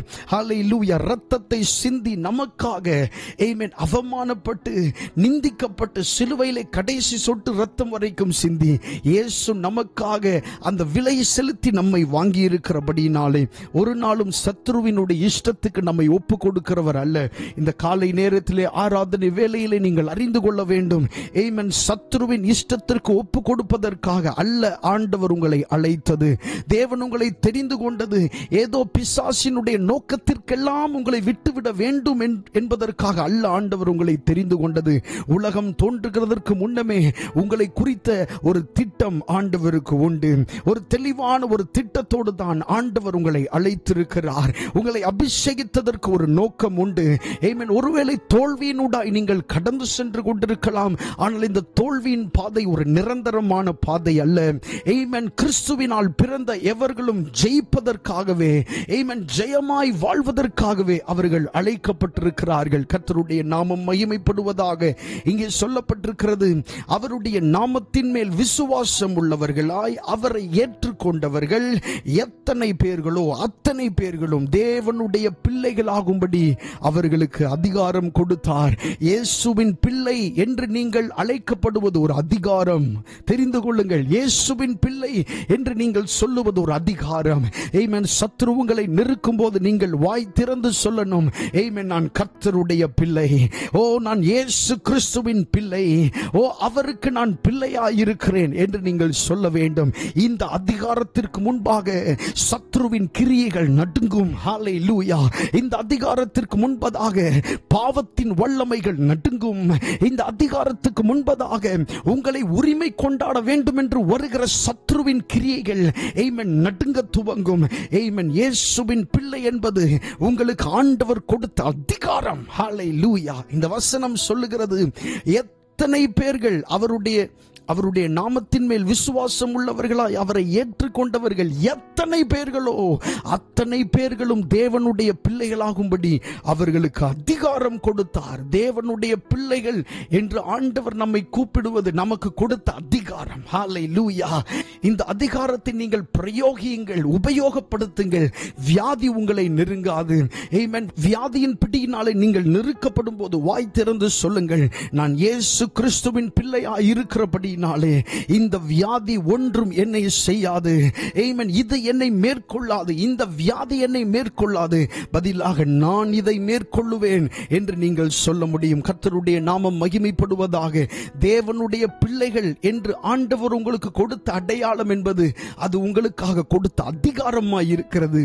அதை நீங்கள் பயன்படுத்த வேண்டும். நீங்கள் இயேசு கிறிஸ்துவின் பிள்ளை என்பதை வாய் திறந்து அறிக்கையிட்டு அடிக்கடி சொல்லிக்கொண்டே இருக்க வேண்டும். எந்த பயங்களும் உங்களை அணுகிறதற்கான வாய்ப்பே இல்லை. கர்த்தருடைய நாமம் மகிமைப்படுவதாக. 13வது வசனத்தில் சொல்லப்பட்டிருக்கிறது, அவர்கள் இரத்தத்தினாலாவது மாம்ச சித்தத்தினாலாவது புருஷனுடைய சித்தத்தினாலாவது பிறவாமல் தேவனாலே பிறந்தவர்கள். கர்த்தருடைய நாமம் மகிமைப்படுவதாக. ஆமென். 13வது வசனம் என்ன சொல்லுகிறது? அவர்கள் இரத்தத்தினாலாவது, அதாவது தேவனுடைய பிள்ளைகளாகிய நாம் இரத்தத்தினாலாவது மாம்ச சித்தத்தினாலாவது புருஷனுடைய சித்தத்தினாலாவது பிறவாமல் தேவனாலே பிறந்தவர்கள். இது ஏதோ மறுபிறப்பை பற்றி சொல்லவில்லை. ஆனால் நாம் பிறக்கும் போதே, உங்களுடைய தாயின் வயிற்றிலிருந்து நீங்கள் பிறக்கும் போதே நீங்கள் இன்ன விதமாய் பிறந்திருக்கிறீர்கள் என்று சொல்லி இந்த வசனம் சொல்லுகிறது. ஒருவேளை நீங்கள் ஒரு வேற மார்க்கத்திலே நீங்கள் பிறந்திருக்கலாம். உங்களுடைய குடும்பத்தினுடைய நம்பிக்கை வேற நம்பிக்கையாய் இருக்கலாம். இயேசு என்கிற நாமத்திற்கே இடமில்லாத ஒரு குடும்பத்திலே நீங்கள் பிறந்திருக்கலாம். ஆனால் அப்படி பிறந்திருந்தாலும் கூட அநேகருடைய குடும்பத்திலே, ஆமென், உங்களுடைய சகோதர சகோதரிகள் இன்னும் ஆண்டவரை அறியாதவர்களாய் இருக்கலாம். இந்த வசனத்தை பாருங்கள். அவர்கள், அதாவது இயேசுவின் பிள்ளைகளாகிய நீங்கள் இரத்தத்தினாலாவது மாம்ச சித்தத்தினாலாவது, அதாவது ஒரு பெண்ணும் ஒரு ஆணும் இணைந்ததினால் அல்ல நீங்கள் பிறந்தது, அல்லது ஒரு புருஷனுடைய சித்தத்தினாலாவது, இங்கே எழுதப்பட்டிருக்கிறது புருஷனுடைய சித்தத்தினாலாவது நான் ஒரு குழந்தையை பெற்றுக்கொள்ள போகிறேன் என்று நினைத்து பெற்றதினால் அல்ல நீங்கள் வந்தது. வேதம் சொல்லுகிறது, இரத்தத்தினாலாவது மாம்ச சித்தத்தினாலாவது புருஷனுடைய சித்தத்தினாலாவது பிறவாமல் தேவனாலே பிறந்தவர்கள். ஹல்லேலூயா. நீங்கள் யாராலே பிறந்தவர்கள்? தேவனால் பிறந்தவர்கள். ஒருவேளை நல்ல சகோதர சகோதரிகளோடு கூடிய ஒரு வீட்டிலே நீங்கள் பிறந்திருக்கலாம். ஆமென். ஆனாலும் உங்களுடைய பிறப்பிலே இப்படிப்பட்ட ஒரு ரகசியம் உண்டு. அப்படிப்பட்ட ஒரு அதிசயமான ஒரு பிறப்பாய் இருந்தபடியினால் தான் இன்றைக்கு நீங்கள் இயேசுவின் நாமத்தை உச்சரிக்கிறீர்கள், இயேசுவின் பிள்ளைகளாக இருக்கிறீர்கள். உலகத்திலே எத்தனையோ கோடி கோடியான மக்கள் உண்டு, எத்தனையோ கோடி கோடியான ஜனங்கள் உண்டு. எல்லாரும் இயேசுவின் நாமத்தை சொல்லுகிறதற்கு அவர்களுக்கு ஆர்வம் இல்லை, அவர்களுக்கு வாஞ்சை இல்லை, தாகம் இல்லை. ஆனால் இயேசுவின் நாமத்தை பாடுகிறதற்கு, அவரிடத்திலே வந்து ஜெபம் பண்ணுகிறதற்கு, அவரை நேசிப்பதற்கு நீங்கள் ஆர்வம் உள்ளவர்களாய் இருப்பதற்கு காரணம் என்ன? நீங்கள் தேவனாலே பிறந்தவர்களாயிருக்கிறீர்கள். ஹல்லேலூயா. எத்தனை பேருக்கு சந்தோஷம் நீங்கள் தேவனால் பிறந்திருக்கிறீர்கள் என்று. ஆமென். ஹல்லேலூயா. அதனால் தான் நீங்கள் விசேஷமானவர்கள், அதனால் தான் நீங்கள் வித்தியாசமானவர்கள். ஆமென். உலகத்தாருக்கு வருகிற அதே பிரச்சனை உங்களுக்கு வரலாம், ஆனால் பிரச்சனைகளில் அந்த உலகத்தான் மடிந்து போவான், முடிந்து போவான். ஆனால் நீங்கள் முடிந்து போகிறவர்கள் அல்ல. அதுதான் உங்களுடைய துவக்க புள்ளியாயிருக்கும். அதுதான் நீங்கள் உயர்கிறதற்கான ஒரு பெரும் பாதையாயிருக்கும். ஆமென். மனுஷனுடைய முடிவு, உலகத்தானுடைய முடிவு எழுதப்படுகிற இடத்திலே தேவனுடைய பிள்ளையினுடைய துவக்கம் அங்கே இருக்கும். ஹல்லேலூயா. நீங்கள் முடிந்து போவதற்காக அல்ல. ஆமென். உங்களை கொண்டு ஆண்டவர் பெரிய காரியங்களை செய்ய அவர் உண்மை உள்ளவராயிருக்கிறார். இந்த சத்திய ஜீவ வசனத்தை விசுவாசியுங்கள். இதை அப்படியே நம்புங்கள், அப்படியே ஆவியிலே உட்கொள்ளுங்கள். ஆமென். உங்களுடைய இருதயத்துக்குள் இந்த வசனம் செல்ல செல்ல உங்களை உணர்வுள்ளவர்களாக்கும். ஆமென். வெளிப்பாடுகள் உங்களுக்குள் செல்ல செல்ல சத்தியத்தை நீங்கள் உட்கொள்ள ஆமென், ஆவியிலே நீங்கள் பலன் அடைவீர்கள். கர்த்தருடைய ஆவியானவர் உங்களை நெருக்கி ஏவுவார். அவருடைய வசனத்தினாலே உங்களை பலன் அடைய வைப்பார். ஹல்லேலூயா. கர்த்தருடைய நாமம் மகிமைப்படுவதாக. இப்ப இந்த 2 வசனங்களிலும் நாம் பார்த்தோம், அவருடைய நாமத்தின் மேல் விசுவாசம் உள்ளவர்களாய் அவரை ஏற்றுக்கொண்டவர்கள் எத்தனை பேர்களோ அத்தனை பேர்களும் தேவனுடைய பிள்ளைகளாகும்படி அவர்களுக்கு அதிகாரம் கொடுத்தார் என்று நாம் வாசித்தோம். அது மாத்திரமல்ல, அவர்கள் இரத்தத்தினாலாவது மாம்ச சித்தத்தினாலாவது புருஷனுடைய சித்தத்தினாலாவது பிறவாமல் தேவனாலே பிறந்தவர்கள் என்று சொல்லி நாம் வாசித்தோம். இதை தியானித்தோம். இப்பொழுது நமக்கு ஒரு கேள்வி வருகிறது, நாம் எல்லாரும் தேவனால் பிறந்தவர்கள் தானா? தேவனால் பிறந்தவர்களுக்கு அடையாளம் ஏதாகிலும் இருக்கிறதா என்று சொல்லி ஒருவேளை நமக்கு கேள்வி வரலாம். வேத புஸ்தகம் அதை நமக்கு மறைத்து வைக்கவில்லை. பரிசுத்த ஆவியானவர் அதை தெளிவாக நமக்காகவே எழுதி வைத்திருக்கிறார். இப்ப வாசிங்க 1 யோவான் 5ஆம் அதிகாரம் 1வது வசனம். 1 யோவான் 5ஆம் அதிகாரம் 1வது வசனம். கர்த்தருடைய நாமம் மகிமைப்படுவதாக. இயேசுவானவரே கிறிஸ்து என்று விசுவாசிக்கிற எவனும் தேவனால் பிறந்திருக்கிறான். பிறப்பித்தவரிடத்தில் அன்பு கூறுகிற எவனும் அவரால் பிறப்பிக்கப்பட்டவனிடத்திலும் அன்பு கூறுகிறான். இந்த முதல் அந்த விஷயம் என்ன சொல்லுகிறது? இயேசுவானவரே கிறிஸ்து என்று விசுவாசிக்கிற எவனும் தேவனால என்ன செய்திருக்கிறான்? பிறந்திருக்கிறான். இந்த வசனத்தினால நம்முடைய சந்தேகங்கள் எல்லாம் தீர்ந்து போகும். நிறைய நேரங்களில் சில நேரம் பிசாசே சொல்லுவான், நீ உண்மையிலே ஆண்டவரால தான் பிறந்திருக்கியா? நீ ஆண்டவரால பிறந்திருக்கேன்னு சொன்னா ஏன் இந்த மாதிரியான காரியங்கள் எல்லாம் நீ செய்யற? உன் வாழ்க்கையில ஏன் இப்படிப்பட்ட சோதனைகள் பிரச்சனைகள் எல்லாம் வருகிறது அப்படின்னு சொல்லி பிசாசானவன் நமக்குள்ளே கேள்விகளை நிறைய நேரங்களில் எழுப்புவான். ஆனால் இந்த வசனம் அந்த கேள்விகளுக்கெல்லாம் முற்றுப்புள்ளி வைக்கிற ஒரு வசனமா இருக்கிறது. இந்த வசனம் என்ன சொல்லுகிறது? இயேசுவானவரே கிறிஸ்து என்று விசுவாசிக்கிற எவனும் தேவனால் பிறந்திருக்கிறான். அதாவது பிதாவாகிய தேவனுக்கு ஒரே பேரான குமாரனாகிய இயேசுதான் கிறிஸ்து அப்படின்னு நீங்க விசுவாசிக்கிறீங்கன்னா நீங்க யாரால பிறந்தவங்க? தேவனால பிறந்தவங்க. அந்த காரியத்தில் யாருக்காவது சந்தேகம் இருக்குதா? பிதாவாகிய தேவனுடைய ஒரே பேரான குமாரன் தான் இயேசு கிறிஸ்து அப்படின்றதுல யாருக்காவது சந்தேகம் இருக்கா? யாருக்குமே சந்தேகம் இல்லை. ஆமென். ஆனா ரட்சிக்கப்படாதவர்களுக்கு, தேவனை பற்றி அறியாதவர்களுக்கு அவர்களால் வாய் திறந்து கூட இந்த விஷயத்தை சொல்ல முடியாது. நிறைய பேருக்கு இதுதான் உண்மைன்னு தெரியும், ஆனா ஏற்றுக்கொள்ள அவர்களால் முடியல. என்ன ஏற்றுக்கொள்ள முடியல? இயேசு கிறிஸ்து தான் ஒரே தேவன் அப்படின்னு சொல்லி அவர்களால் என்ன செய்ய முடியல? ஏற்றுக்கொள்ள முடியல. ஆமென். இப்படி ஏற்றுக்கொள்ள முடியாமல் இருக்கிறார்கள் பாருங்க. இவங்கெல்லாம் யாரால பிறந்தவங்க? தேவனால் பிறந்தவர்கள் அல்ல. தேவனால் பிறந்தவர்கள் இல்லைன்னா யாரால தான் பிறந்தவங்களா இருப்பாங்க? பிசாசினால் உண்டானவர்களா தான் இருப்பாங்க. இயேசு கிறிஸ்துவே சொல்றாரு, ஆமென், நீங்கள் உங்கள் பிதாவினால் உண்டானவர்கள். அதாவது உங்களுக்குரிய லைன் வேற அப்படின்னு சொல்லி இயேசு கிறிஸ்து சிலரை பார்த்து என்ன செய்கிறார்? சொல்லுகிறார். வேதத்துல சில வசனம் இருக்கிறது, விரியன் பாம்பு குட்டிகளே அப்படின்னு சொல்லி எல்லாம் வேதத்துல வசனத்தை பார்க்கிறோம். அப்ப நீ எங்க இருந்து வர்ற அப்படின்றத இயேசு கிறிஸ்து சொல்றாரு. நீ என்னால் பிறந்தவன் அல்ல, தேவனால் பிறந்தவன் அல்ல. நீ தேவனால் பிறந்தவன் என்ன செய்யறான்? அவருடைய வார்த்தைக்கு செவி கொடுக்கிறான். தேவனால் பிறந்தவன் என்ன செய்யறான்? முதலாவது இயேசு கிறிஸ்து தான் மெய்யான தேவன் என்று அறிக்கையிடுவான். அப்படி அறிக்கையிட முடியாதவன் தேவனால் பிறந்தவன் அல்ல. கர்த்தருடைய நாமம் மகிமைப்படுவதாக. ஆமென். இப்பொழுது உங்களுக்கு வித்தியாசம் புரிகிறதா? யார் தேவனால் பிறந்தவர்கள், யார் தேவனால் பிறக்கவில்லை என்று சொல்லி. அதனால்தான் இந்த உலகத்திலே இன்னும் அநேகர் இயேசு கிறிஸ்துவை ஏற்றுக்கொள்ள முடியாத ஒரு சிக்கல் இருக்கிறது. ஆமென். அவர்கள் இயேசு கிறிஸ்துவை தேவனாக அவர்கள் ஏற்றுக்கொள்ளவில்லை. அவர் கடவுள்களில் அவரும் ஒரு கடவுள் என்று அவர்கள் நினைத்துக் கொண்டிருக்கிறார்கள். எவ்வளவு ஒரு பைத்தியக்காரத்தனம் என்று பாருங்கள். ஆமென். இயேசு கிறிஸ்து தேவர்களில் ஒருவர் அல்ல, அவரே தேவன். ஹல்லேலூயா. ஆமென். அவரே ஜீவனுள்ள தேவன். அவர் தேவர்களில் ஒருவர் அல்ல. ஹல்லேலூயா. எல்லா தேவர்களும், எல்லா தேவர்களை பார்க்கிலும் அவர் ஒருவரே உயர்ந்தவர். அவரை போல ஒரு தெய்வம் இல்லை, அவரை போல ஒரு இரட்சகர் இல்லை, அவரை போல ஒரு மீட்பர் இல்லை. ஹல்லேலூயா. வானத்திலும் பூமியிலும் அவரை போல நாமமுள்ள, உயர்ந்த நாமமுள்ள ஒரு ஆண்டவரை நீங்கள் எங்கேயும் பார்க்க முடியாது. கர்த்தருடைய நாமம் மகிமைப்படுவதாக. சோ தேவனுடைய பிள்ளைகள் என்பவர்கள் இயேசுதான் கிறிஸ்து, பிதாவாகிய தேவனுடைய ஒரே பேரான குமாரன் இவர் என்று சொல்லி அறிக்கையிடுகிறவர்கள் தான் தேவனால் பிறந்தவர்கள். கர்த்தருடைய நாமம் மகிமைப்படுவதாக.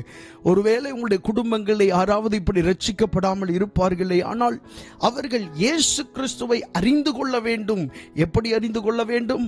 அவர் பிதாவுக்கு ஒரே பேரான குமாரன் என்று சொல்லி, அவர்தான் இரட்சகர், அவர்தான் உண்மையான தேவன் என்று சொல்லி அவர்களும் அறிந்து கொள்ள வேண்டும் என்று சொல்லி விசுவாசத்தோடு நீங்கள் ஜெபம் பண்ணுங்கள். ஆண்டவர் அவர்களையும் ரட்சிக்கிறதற்கு அவர் உண்மையுள்ள தேவனாயிருக்கிறார். உங்களை தொட்டவர், உங்களை ரட்சித்தவர், உங்களை அபிஷேகித்தவர், உங்களை ஆமென், உங்களை தம்முடைய கிருபைகளினாலே நிரப்பினவர், ஆமென், வெளிப்பாடுகளினாலே உங்களை நிரப்பினவர். அவர்களையும் நிரப்புவார் என்பதில் எந்த சந்தேகமும் இல்லை. ஆமென். ரட்சிக்கப்படாதவர்களுக்காக ஜெபிக்க வேண்டிய ஒரு கட்டாயம் நமக்கு இருக்கிறது, ஒரு தேவை. அதை நாம் செய்ய வேண்டும். ரட்சிக்கப்படாதவர்கள் ரட்சிக்கப்பட வேண்டும். ஆமென். இயேசுவை அறியாதவர்கள் இயேசுவை அறிந்து கொள்ள வேண்டும் என்று பாரத்தோடு நாம் ஜெபிக்க கர்த்தர் நமக்கு கிருபை தருவாராக. ஆமென்.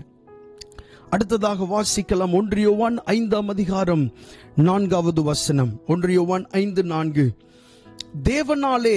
தேவனால் பிறப்பதெல்லாம் உலகத்தை ஜெயிக்கும். நம்முடைய விசுவாசமே உலகத்தை ஜெயிக்கிற ஜெயம். ஒரு விஷயம் கூட வாசிக்கலாம். தேவனால் பிறப்பதெல்லாம் உலகத்தை ஜெயிக்கும். நம்முடைய விசுவாசமே உலகத்தை ஜெயிக்கிற ஜெயம். கர்த்தருடைய நாமம் மகிமைப்படுவதாக. தேவனால் பிறப்பதெல்லாம் உலகத்தை ஜெயிக்கும். தேவனால் பிறப்பதெல்லாம் உலகத்தை என்ன செய்யும்? ஜெயிக்கும். இதற்கு முந்திய வசனங்கள்ல இவ்வளவு நேரம் நம்ம தியானித்தோம். நாம் எல்லாரும் தேவனால் பிறந்தவர்கள் அப்படின்னு சொல்லி தியானித்தோம். இந்த வசனம், அதாவது 4வது வசனம் சொல்லுகிறது, தேவனால் பிறப்பதெல்லாம் உலகத்தை என்ன செய்யுமா? ஜெயிக்கும். அர்த்தம் என்ன?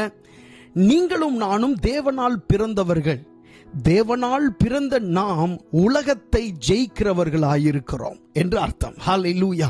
தேவனால் பிறந்த நீங்களும் நானும் உலகத்தை ஜெயிக்கிறவர்களாயிருக்கிறோம்.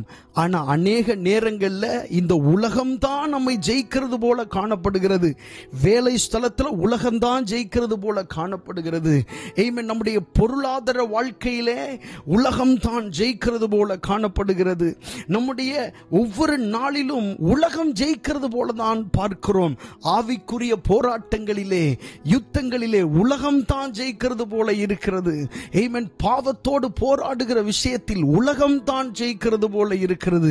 ஆனா வேதம் சொல்லுகிறது, தேவனால் பிறப்பதெல்லாம் அல்லது தேவனால் பிறந்தவர்கள் எல்லாம் உலகத்தை ஜெயிக்கிறவர்களாயிருக்கிறார்கள். அவர்கள் நிச்சயமாய் ஜெயிப்பார்கள் என்று எழுதப்பட்டிருக்கிறது.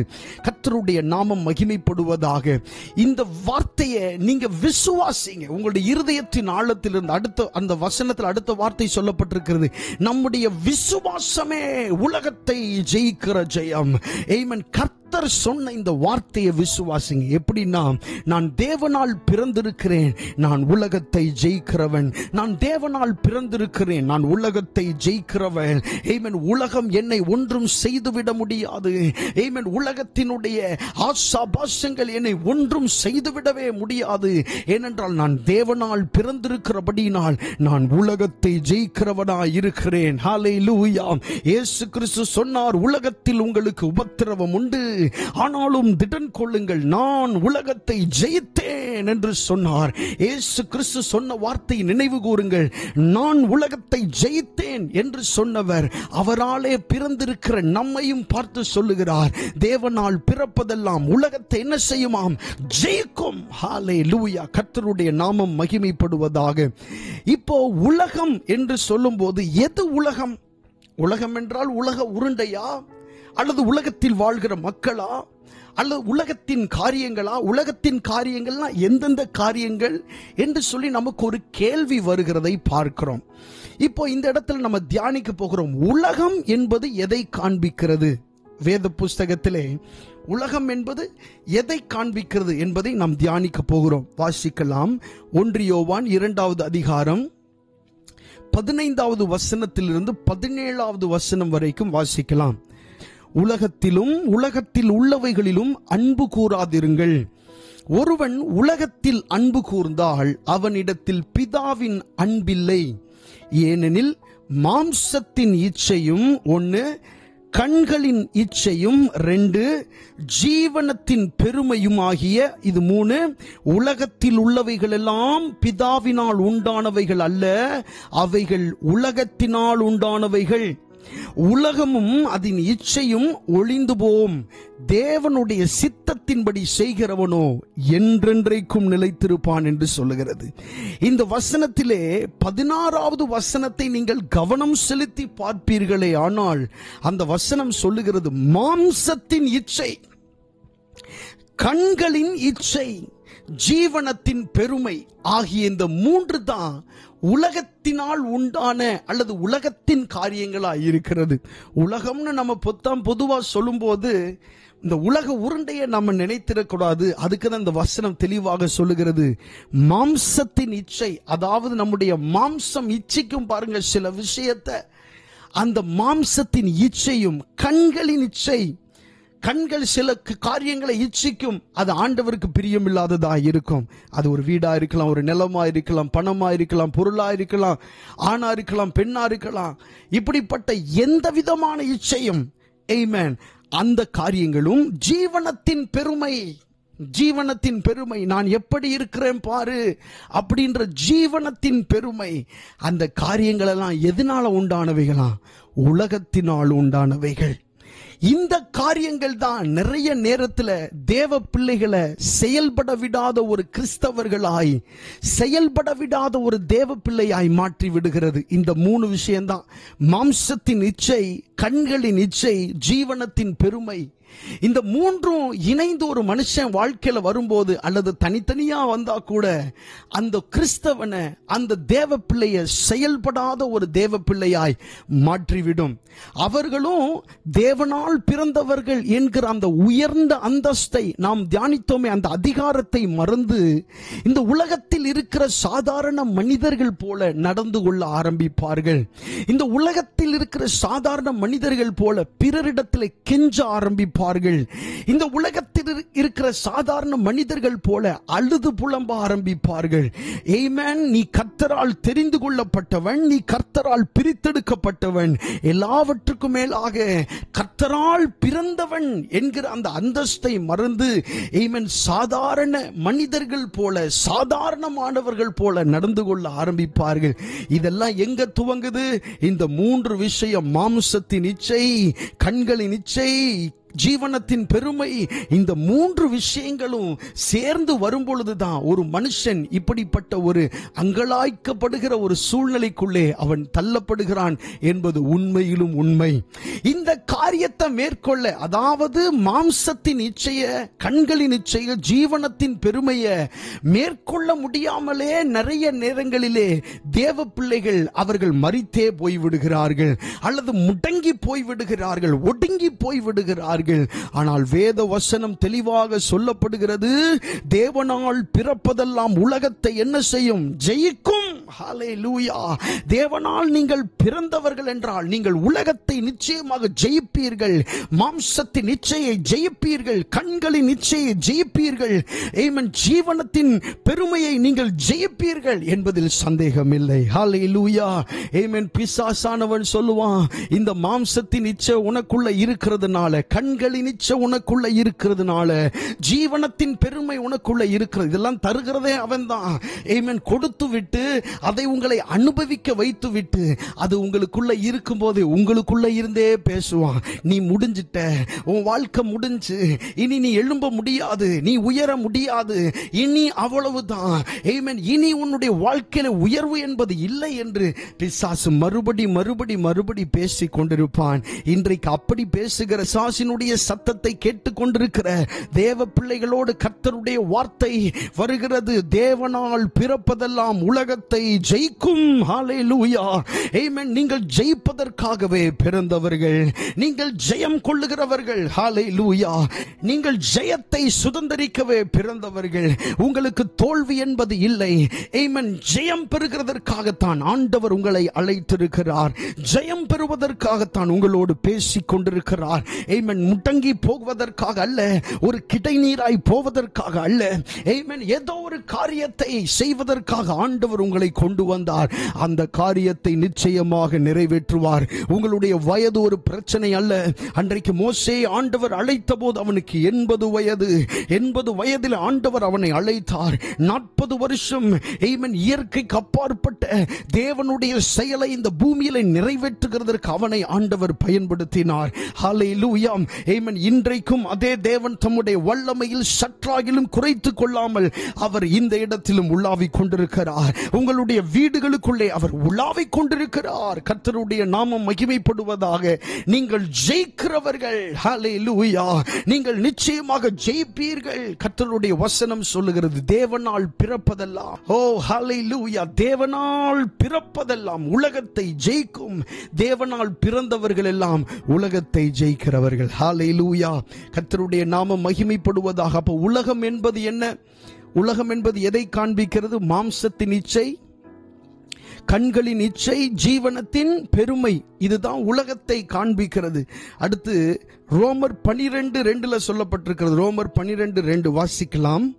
நீங்கள் இந்த பிரபஞ்சத்திற்கு ஒத்த வேஷம் தெரியாமல் தேவனுடைய நன்மையும் பிரியமும் பரிபூரணமுமான சித்தம் இன்னதென்று பகுத்தறியத்தக்கதாக உங்கள் மனம் புதிதாகிறதுனாலே மறுரூபமாகுங்கள். நீங்கள் இந்த பிரபஞ்சத்திற்கு ஒத்த வேஷம் தெரியாமல் தேவனுடைய நன்மையும் பிரியமும் பரிபூரணமுமான சித்தம் இன்னதென்று பகுத்தறியத்தக்கதாக உங்கள் மனம் புதிதாகிறதுனாலே மறுரூபமாகுங்கள். ஹல்லேலூயா. ஆமென். இந்த மறுரூபம் அப்படின்ற விஷயம் ரொம்ப அவசியமாயிருக்கிறது. இந்த மறுரூபம் எப்படி ஒரு மனுஷனுக்கு வருகிறது அப்படின்னு சொன்னா, ஜெபத்தின் மூலமாகத்தான் வருகிறது. இயேசு கிறிஸ்து ஒரு மலையின் மேல் தம்முடைய 3 சீஷர்களை அழைத்து கொண்டு போய் அவர்களுக்கு முன்பாக அவர் மறுரூபமானார். அவர் ஜெபம் பண்ணுகையில் அந்த மறுரூபமானதை சீஷர்கள் கண்டார்கள். நீங்க ஜெபம் பண்ணும்போது உங்களுக்குள்ள ஒரு மறுரூபம் வரும். ஜெபம் என்பது ஏதோ ஆண்டவரிடத்திலே பேசுகிறது மாத்திரமல்ல. ஜெபம் பண்ணும்போது நிறைய விஷயங்கள் நடக்கிறது. ஜெபம் பண்ணும்போது தான் வானங்கள் திறக்கப்படும். ஜெபம் பண்ணும்போது தான் நமக்குள்ள நிறைய விஷயங்கள், நற்காரியங்கள்லாம் நமக்குள்ளே உண்டாகும். ஜெபம் பண்ணும்போது தான் மறுரூபம் நமக்குள்ளே வரும். கர்த்தருடைய நாமம் மகிமைப்படுவதாக. இந்த மறுரூபம் என்ன செய்யும் என்று சொன்னால், நமக்குள் காணப்படுகிற உலகத்தின் ஆமென் காரியங்கள் எல்லாம் நம்மை விட்டு வெளியே கொண்டு போகும். நமக்குள்ளே காணப்படுகிற உலகத்தின் சுபாவத்தை எல்லாம் நம்மை விட்டு வெளியே அகற்றும். அதனால தான் ஜெபிக்க வேண்டும். எப்பொழுதும் நீங்க ஜெபம் பண்ணணும். சில நேரங்களில் ஜெபிக்க முடியாத மனநிலை உங்களுக்குள்ள வரும். பிசாசானவனால் விதைக்கப்படுகிற ஒரு மனநிலை அது. அந்த நேரத்திலே சரீரம் ஆமென் அசதியா இருப்பது போல, டயர்டா இருப்பது போல உங்களுக்கு தோன்றும். அப்ப நீங்க நினைச்சிடக்கூடாது, இன்னைக்கு என்னால ஜெபிக்க முடியவில்லை, நான் சிறிது நேரம் நான் ஓய்வெடுக்க விரும்புறேன்னு நீங்க நினைக்க கூடாது. அன்னைக்கு உங்களை வற்புறுத்தி ஜெபிக்க நீங்க கற்றுக்கொள்ளணும். ஜெபத்தை சில நேரத்தில் வற்புறுத்தி ஜெபிக்கணும். ஆமென். எல்லா நேரங்களிலும் நமக்கு ஜெபம் ரொம்ப உற்சாகமா இருக்காது. சில நேரங்கள்ல ஜெபம் நமக்கு செய்யும் போது சில போராட்டங்கள், பிசாசினுடைய கிரியைகள், எதிர்க்கும் சக்திகள் நம்மை நெருக்கும். ஏன்னா நம்ம ஜெபம் பண்ணும்போது ஆண்டவரோட நெருங்குறோம் அப்படின்னு நம்மை விட பிசாசுக்கு நல்லாவே தெரியும். அதனால அவன் பல காரியங்களை செய்து நம்மை ஒடுக்குவான். அப்ப நம்ம என்ன செய்யணும்? அந்த ஒடுக்குதலுக்கு இணங்கி போய் நம்ம தூங்குறதோ, ஒடுக்குதலுக்கு இணங்கி போய் நம்ம அப்படியே ஜெபம் பண்ணாம விடுகிறதையோ நம்ம செய்யக்கூடாது. பதிலாக நாம் வற்புறுத்தி ஜெபம் பண்ண வேண்டும். நம்மை நாமே வற்புறுத்தி ஜெபம் பண்ண வேண்டும். இயேசு கிறிஸ்து வந்து அந்த கெத்செமனே தோட்டத்திலே சீஷர்கள் இடத்திலே சொன்னார், 1 மணி நேரமாவது நீங்கள் விழித்திருக்க கூடாதா? நீங்கள் ஜெபம் பண்ண கூடாதா என்று இயேசு கிறிஸ்து கேட்டார். உண்மையிலே அது ஒரு தூங்குகிற நேரம், ரெஸ்ட் எடுக்கிறதற்கான ஒரு நேரம் தான். ஆனால் அந்த நேரத்திலே நீங்கள் ஜெபம் பண்ண வேண்டும் என்று சொல்லி இயேசு கிறிஸ்து அந்த இடத்திலே ஒரு சில காரியங்களை கற்றுக் கொடுக்கிறார். அவர் அப்படித்தான் ஜெபித்தார். ஏனென்றால் சோதனைக்குட்படாதபடி விழித்திருந்து ஜெபம் பண்ணுங்கள் என்று தான் ஆண்டவர் சொன்னார். ஹல்லேலூயா. நீங்கள் ஜெபம் பண்ணும்போது சில நேரங்களில் உங்களை வற்புறுத்தி நீங்கள் ஜெபம் பண்ண வேண்டும். ஆமென். வற்புறுத்தி முழங்கால் படியிட வேண்டும். ஒரு 5 நிமிடங்களோ 10 நிமிடங்களோ அந்த ஒரு நெருக்கம் உங்களுக்குள்ளே இருக்கும். அதுக்கப்புறம் உங்களுடைய ஆவி விடுதலை ஆக்கப்படும். ஆமென். உங்களுடைய ஆவி ஃப்ரீ ஆக்கப்படும். அதுக்கப்புறம் நீங்க ஃப்ரீயா ஜெபம் பண்ணலாம். வாய்களை திறந்து நல்ல ஸ்தோத்திரம் என்று தெளிவாக மறுபடி நீங்கள் சொல்லிக்கொண்டே இருக்கும்போது உங்களுக்குள்ளே ஒரு விடுதலையின் உணர்வு உங்களுக்குள்ளே வரும். அதற்கப்புறமாக நீங்கள் செய்கிற ஜெபத்தை விடுதலையோடு செய்ய முடியும். கர்த்தர் உங்களுக்கு அப்படிப்பட்ட அனுபவங்களை அவர் தருவாராக. கர்த்தருடைய நாமம் மகிமைப்படுவதாக. ஆமென். அது மாத்திரமல்ல, ஆமென், நாம் தியானித்தோம், தேவனால் பிறப்பதெல்லாம் உலகத்தை ஜெயிக்கும், நம்முடைய விசுவாசமே உலகத்தை ஜெயிக்கிற ஜெயம். இந்த வார்த்தைகளை நீங்கள் விசுவாசிக்க வேண்டும். ஆமென். விசுவாசத்தை பற்றி அதிகமாக சிந்திக்கிற, தியானிக்கிற ஒரு சபை நம்முடைய சபை. ஹல்லேலூயா. ஆமென். விசுவாசம் என்பது நம்பப்படுகிறவைகளின் உறுதியும் காணப்படாதவைகளின் நிச்சயமுமாய் இருக்கிறது. விசுவாசம் என்பது எதிர்காலத்தில் ஆண்டவர் செய்வார் என்பது அல்ல. விசுவாசம் என்பது ஆண்டவர் செய்திருக்கிறார் என்பதாகும். அப்போ தேவனால் பிறப்பதெல்லாம் உலகத்தை ஜெயிக்கும் என்பதை நாம் விசுவாசிக்க வேண்டும். எப்படி விசுவாசிக்க வேண்டும்? நான் தேவனால் பிறந்திருக்கிறபடினாலே ஆமென் உலகத்தை ஜெயித்திருக்கிறேன் என்று நீங்கள் விசுவாசிக்க வேண்டும். ஆமென். பாவத்தை ஜெயித்திருக்கிறேன் என்று நீங்கள் விசுவாசிக்க வேண்டும். ஆமென். ஹல்லேலூயா. வியாதியின் கட்டுகளை நான் ஜெயித்திருக்கிறேன் என்று நீங்கள் விசுவாசிக்க வேண்டும். ஆமென். பிரச்சனைகளை ஜெயித்திருக்கிறேன் என்று நீங்கள் விசுவாசிக்க வேண்டும். இப்படி நீங்கள் விசுவாசிக்கும் போது இந்த விசுவாசம் உங்களுக்குள்ளே இருந்து கிரியை செய்யும். ஆமென். விசுவாசிக்கிறவன் தான் பேச முடியும். வேதத்தில் சொல்லப்பட்டிருக்கிறது, விசுவாசித்தேன் ஆகையால் என்ன செய்கிறேன்? பேசுகிறேன். ஹல்லேலூயா. விசுவாசிக்கிறவன் தான் பேச முடியும். ஆமென். பேசுகிறவன் அல்ல விசுவாசிக்கிறவன். விசுவாசிக்கிறவனால தான் பேச முடியும். ஆமென். நீங்கள் விசுவாசித்தீங்கன்னா வாய்களை திறந்து நீங்க பேச ஆரம்பிப்பீங்க. ஜெபத்தில் அறிக்கையிட ஆரம்பிப்பீங்க. ஜெபத்தில் ஆண்டவரிடத்துல சொல்லி அதை அறிக்கையிட்டு ஜெபிக்க ஆரம்பிப்பீங்க. ஏன்னா உங்களுக்குள்ள இருக்கிற விசுவாசம் அப்படிப்பட்டது. கர்த்தருடைய நாமம் மகிமைப்படுவதாக. நீங்கள் தொய்வு அடைவதற்காக அல்ல, ஆமென், அப்படியே கிடை நீராய் ஒரு இடத்தில் அப்படியே தேங்கி போவதற்காக அல்ல ஆண்டவர் உங்களை அழைத்தது.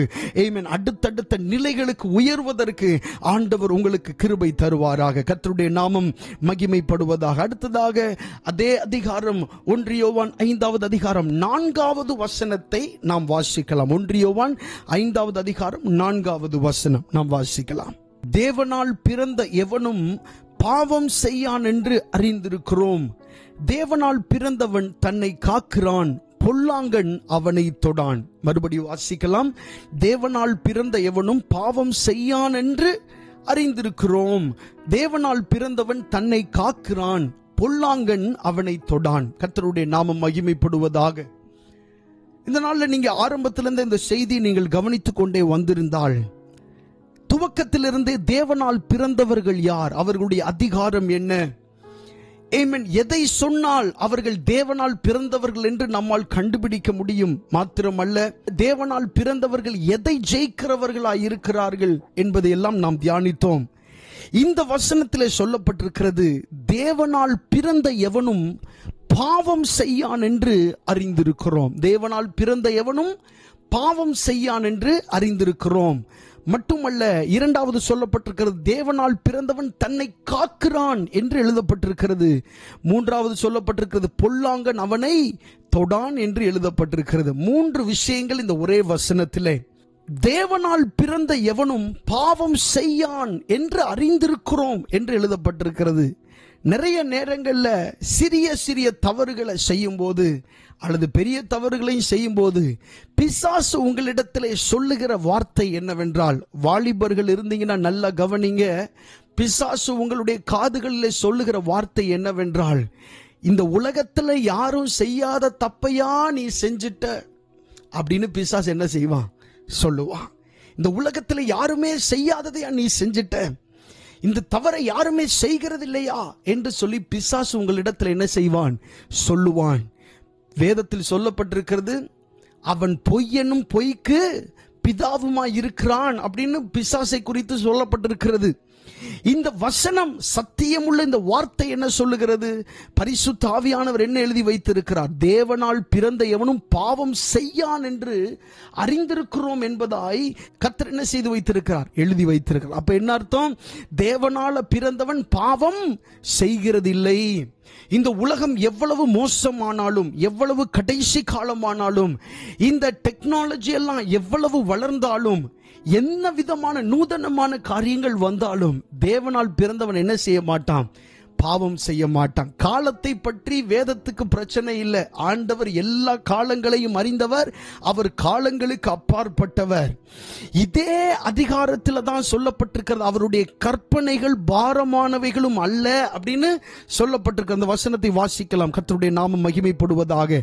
1 யோவான் 5ஆம் அதிகாரம் 3வது வசனம். 1 யோவான் 5:3. நாம் தேவனுடைய கற்பனைகளை கைக்கொள்ளுவதே அவரிடத்தில் அன்பு கூறுவதாம், அவருடைய கற்பனைகள் பாரமானவைகளும் அல்ல என்று சொல்லப்பட்டிருக்கிறது. அர்த்தம் என்ன? ஆண்டவருடைய கற்பனைகள் கைக்கொள்ளுவதற்கு கடினமானது அல்ல, அது கடினமாய் தோன்றுகிற விஷயம் அல்ல.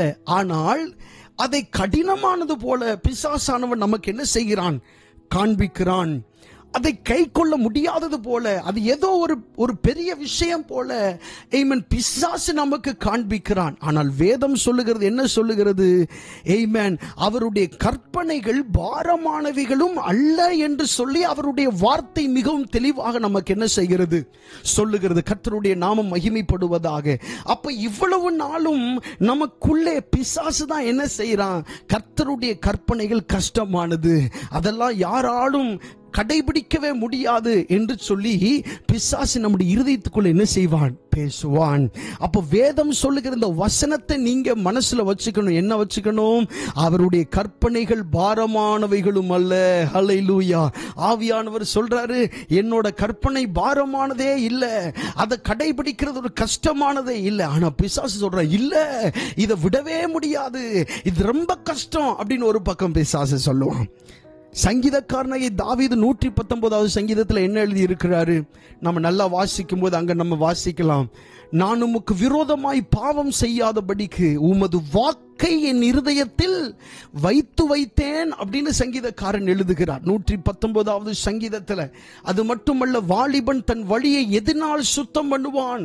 உமது வசனத்தின்படி தன்னை காத்துக் கொள்ளுகிறதுனால் தானே. இப்படிப்பட்ட சத்தியத்தை நீங்கள் அறிந்து கொள்ளும் போதுதான் பிசாசினுடைய மாயைகள் வெளிப்படும். இல்லைன்னா அவன் சொல்றதை கேட்டுட்டு நம்மளும் சொல்லுவோம், ஆமா ரொம்ப கஷ்டம்தான், பைபிள் எல்லாம் படிச்சு நம்ம ரொம்ப கஷ்டம், உண்மையால வாழ முடியாது, பரிசுத்தமா இருக்க முடியாது அப்படின்னு அவன் என்ன சொல்றானோ அவன் அதை சொல்லுகிறதுக்கு நிறைய ஆட்களை கூட வைத்திருப்பான், நிறைய பிரசங்கிமார்கள் கூட அப்படி பிரசங்கிக்கலாம். ஆனால் வேதம் சொல்லுகிறது, அவருடைய கற்பனைகள் பாரமானவைகள் அல்ல. ஹல்லேலூயா. அவருடைய கற்பனைகள் கஷ்டமானவைகள் அல்ல, அது கடைபிடிக்கிறதற்கு ரொம்ப ஒரு கடினமான ஒரு விஷயம் அல்ல. அவருடைய கற்பனைகள் எளிதுதான். அவருடைய ஆவியினால நிரப்பப்பட்ட அவரால் பிறந்த நமக்கு ரொம்ப எளிமையா நம்ம என்ன செய்யலாம்? அவருடைய கற்பனைகளை கை கொள்ளலாம். செய்யலாம், பாவத்தை எளிமையா மேற்கொள்ளலாம். தேவனால் பிறப்பதெல்லாம் உலகத்தை என்ன செய்யும்? ஜெயிக்கும் என்று சொல்லப்பட்டிருக்கிறதே. நீங்களும் நானும் தேவனால் பிறந்தவர்கள் தானே. ஆமென். உங்களுக்குள்ளும் எனக்குள்ளும் இருக்கிறது தேவனுடைய ஆவி தானே. மிகவும் எளிதாய் ஆமென் ஸ்தோத்திரம் அதை மேற்கொள்ளுகிறதற்கான பலனை கர்த்தர் நமக்கு தருவார் அல்ல, தந்திருக்கிறார். ஹல்லேலூயா. இந்த வசனத்தை வாசிக்கும் போது இனிமேல் கர்த்தர் எனக்கு தரப்போறது அல்ல, ஆமென், இப்பொழுதே அந்த அதிகாரத்தோடு தான் ஆண்டவர் என்னை சிருஷ்டித்திருக்கிறார். அந்த வல்லமை எனக்குள்ளே உண்டு, அந்த அதிகாரம் எனக்குள்ளே உண்டு, அந்த சக்தி எனக்குள்ளே உண்டு. ஆமென். ஏனென்றால் நான் தேவனால் பிறந்தவன். ஹல்லேலூயா. ஆமென். கர்த்தருடைய நாமம் மகிமைப்படுவதாக. அப்போ நீங்க இனிமேல் பிசாசு உங்களிடத்துல வந்து சொல்லுவான், இந்த வார்த்தையெல்லாம் கை கொள்றது ரொம்ப கஷ்டம், வேதத்துல உள்ள மாதிரி எல்லாம் நடக்கிறதுக்கு ரொம்ப கஷ்டம் அப்படிலாம் சொல்லும் போது நீங்க சொல்லணும், இல்ல, அவருடைய கற்பனைகள் பாரமானவைகள் அல்ல, அது கடினமானவைகள் அல்ல. ஆமென். கடினமா இருந்தால் என் ஆண்டவர் அதை எழுதி வைத்திருக்க மாட்டார். ஆமென். அவருடைய கற்பனைகள் பாரமானவைகள் அல்லன்னு சொல்லி அவருடைய வார்த்தையை சொல்லுகிறபடியினால நிச்சயமாய் அதை செய்ய எனக்கு பலன் உண்டு. ஹல்லேலூயா. கர்த்தருடைய நாமம் மகிமைப்படுவதாக. அடுத்ததாக 1 யோவான் 5:4 இருக்கிற இரண்டாவது விஷயம் என்னன்னா, தேவனால் பிறந்தவன் பாவம் செய்யான் அப்படின்னு பார்த்தோம். இரண்டாவது, தேவனால் பிறந்தவன் தன்னை காக்கிறான் என்று சொல்லப்பட்டிருக்கிறது. தேவனால் பிறந்தவன் என்ன செய்யறானா? தன்னை காக்கிறான். முதலாவது பாவம் செய்யான், அடுத்து என்ன செய்கிறான்? தன்னை காக்கிறவனாய் இருக்கிறான். தேவனால் பிறந்தவன் எவனும் தன்னை காக்கிறான். பிரியமானவர்கள், நீங்கள் உங்களை காத்துக் கொள்ளுகிறவர்களாய் இருக்க வேண்டும். இந்த உலகம் பொல்லாங்குக்குள் கிடக்கிறது, இந்த உலகம் பொல்லாங்குக்குள் கிடக்கிறது. அப்படிப்பட்ட இந்த உலகத்தோடு ஒத்த வேஷம் தெரியாமல் என்று சொல்லி நாம் வாசித்தோமே, அதுபோல ஒத்த வேஷம் தரிக்காமல் இருக்கிறதற்கு நம்மை நாம் காத்துக்கொள்ள வேண்டும். ஆமென். பிசாசு முதலாவது எது வழியாக நமக்குள்ளே வருகிறான் என்று சொன்னால், நம்முடைய சிந்தையின் வழியாகத்தான் அவன் உள்ளே வருகிறதற்கு முயற்சி செய்வான். நம்முடைய சிந்தனை மண்டலங்கள் இருக்கு பாருங்க, அது வழியாகத்தான் அவன் உள்ளே வருகிறதற்கு, உங்களுக்குள்ளே வருகிறதற்கு அவன் வகை பார்ப்பான். இந்த சிந்தை மண்டலத்தை, இந்த சிந்தையை நீங்கள் எப்படி காத்துக்கொள்ள வேண்டும் என்று சொன்னால், தேவனுடைய வசனத்தினாலே காத்துக்கொள்ள வேண்டும். 119 சங்கீதத்திலே ஒரு அருமையான ஒரு வார்த்தை எழுதப்பட்டிருக்கிறது. நான் உம்முடைய வேதத்தை பற்றி கொண்டு என்று ஒரு வார்த்தை எழுதப்பட்டிருக்கிறது. ரொம்ப அருமையான ஒரு வார்த்தை. உமது வேதத்தை பற்றி கொண்டு, அதை அப்படி கட்டி தழுவிக்கொண்டு, ஆற தழுவிக்கொண்டு என்று சங்கீதக்காரனாகிய தாவீது எழுதுகிறார். அதுபோல உங்களுடைய சிந்தனை மண்டலங்களை நீங்க காத்து கொள்றதுக்கு என்ன பண்ணணும்? மணிக்கணக்கா உட்கார்ந்து போன்ல இல்ல, மணிக்கணக்கா உட்கார்ந்து யாரோ ஒரு இடத்துல பேசுகிறதல்ல, மணிக்கணக்காய் உட்கார்ந்து டிவியில் சில காரியங்கள் பார்ப்பதல்ல, மணிக்கணக்காக உட்கார்ந்து நீங்கள் வேத வசனத்தை தியானிக்க வேண்டும். அது உங்களுடைய விரல்களோடு விரலாய் கட்டப்பட வேண்டும். இப்படித்தான் உங்களுடைய சிந்தையை நீங்கள் காத்துக்கொள்ள முடியும். நீங்கள் ஆண்டவருடைய வசனத்தினால் தான் உங்களுடைய சிந்தனை மண்டலங்களை நீங்கள் காத்துக்கொள்ள முடியும். நான் ஏற்கனவே சொன்னது போல சில நேரங்களில் நாம் நம்மை வற்புறுத்தி ஜெபிக்க வேண்டியது அவசியமாயிருக்கிறது. அதுபோல சில நேரங்களில் நாம் நம்மை வற்புறுத்தி வேத வசனத்தை வாசிக்க வேண்டியது அவசியமாயிருக்கிறது. வேதத்தை திறந்து அதிலிருந்து வசனங்களை மெதுவாக மறுபடி வாசித்த வசனங்களை திரும்ப திரும்ப திரும்ப பொறுமையாக வாசிங்க, வேகமா வாசிங்க, மறுபடி பொறுமையா வாசிங்க. அந்த வசனத்தை வாசிச்சுட்டு எழுந்து சில நிமிடங்கள் நடந்து அந்த வசனத்தை சொல்லி சொல்லி பாருங்க. ஆண்டவர் உங்களோடு பேசுகிற விதம் உங்களுக்கு புரியும். இப்படி நீங்கள் செய்து வரும்போது உங்களுடைய சிந்தனை மண்டலங்கள் காக்கப்படும். கர்த்தருடைய நாமம் மகிமைப்படுவதாக. இரண்டாவது, பேசுகிற வார்த்தையின் மூலமாக பிசாசு உள்ளே வர முயற்சிப்பான். ஆமென். ஹல்லேலூயா. இயேசு கிறிஸ்துவே சொன்னார், ஆமென், நீங்கள் வாய்க்குள்ளே போகிறது அல்ல, வாயிலிருந்து வெளியே வருகிறது தான் தீட்டுப்படுத்தும் என்று இயேசு கிறிஸ்து சொன்னார். ஒரு மனுஷனுக்குள்ளே பாவம் பிரவேசிக்கிறது அவனுடைய வார்த்தைகளின் மூலமாக, அவனுடைய வாயின் மூலமாகத்தான் பாவம் உள்ளே என்ன செய்கிறது?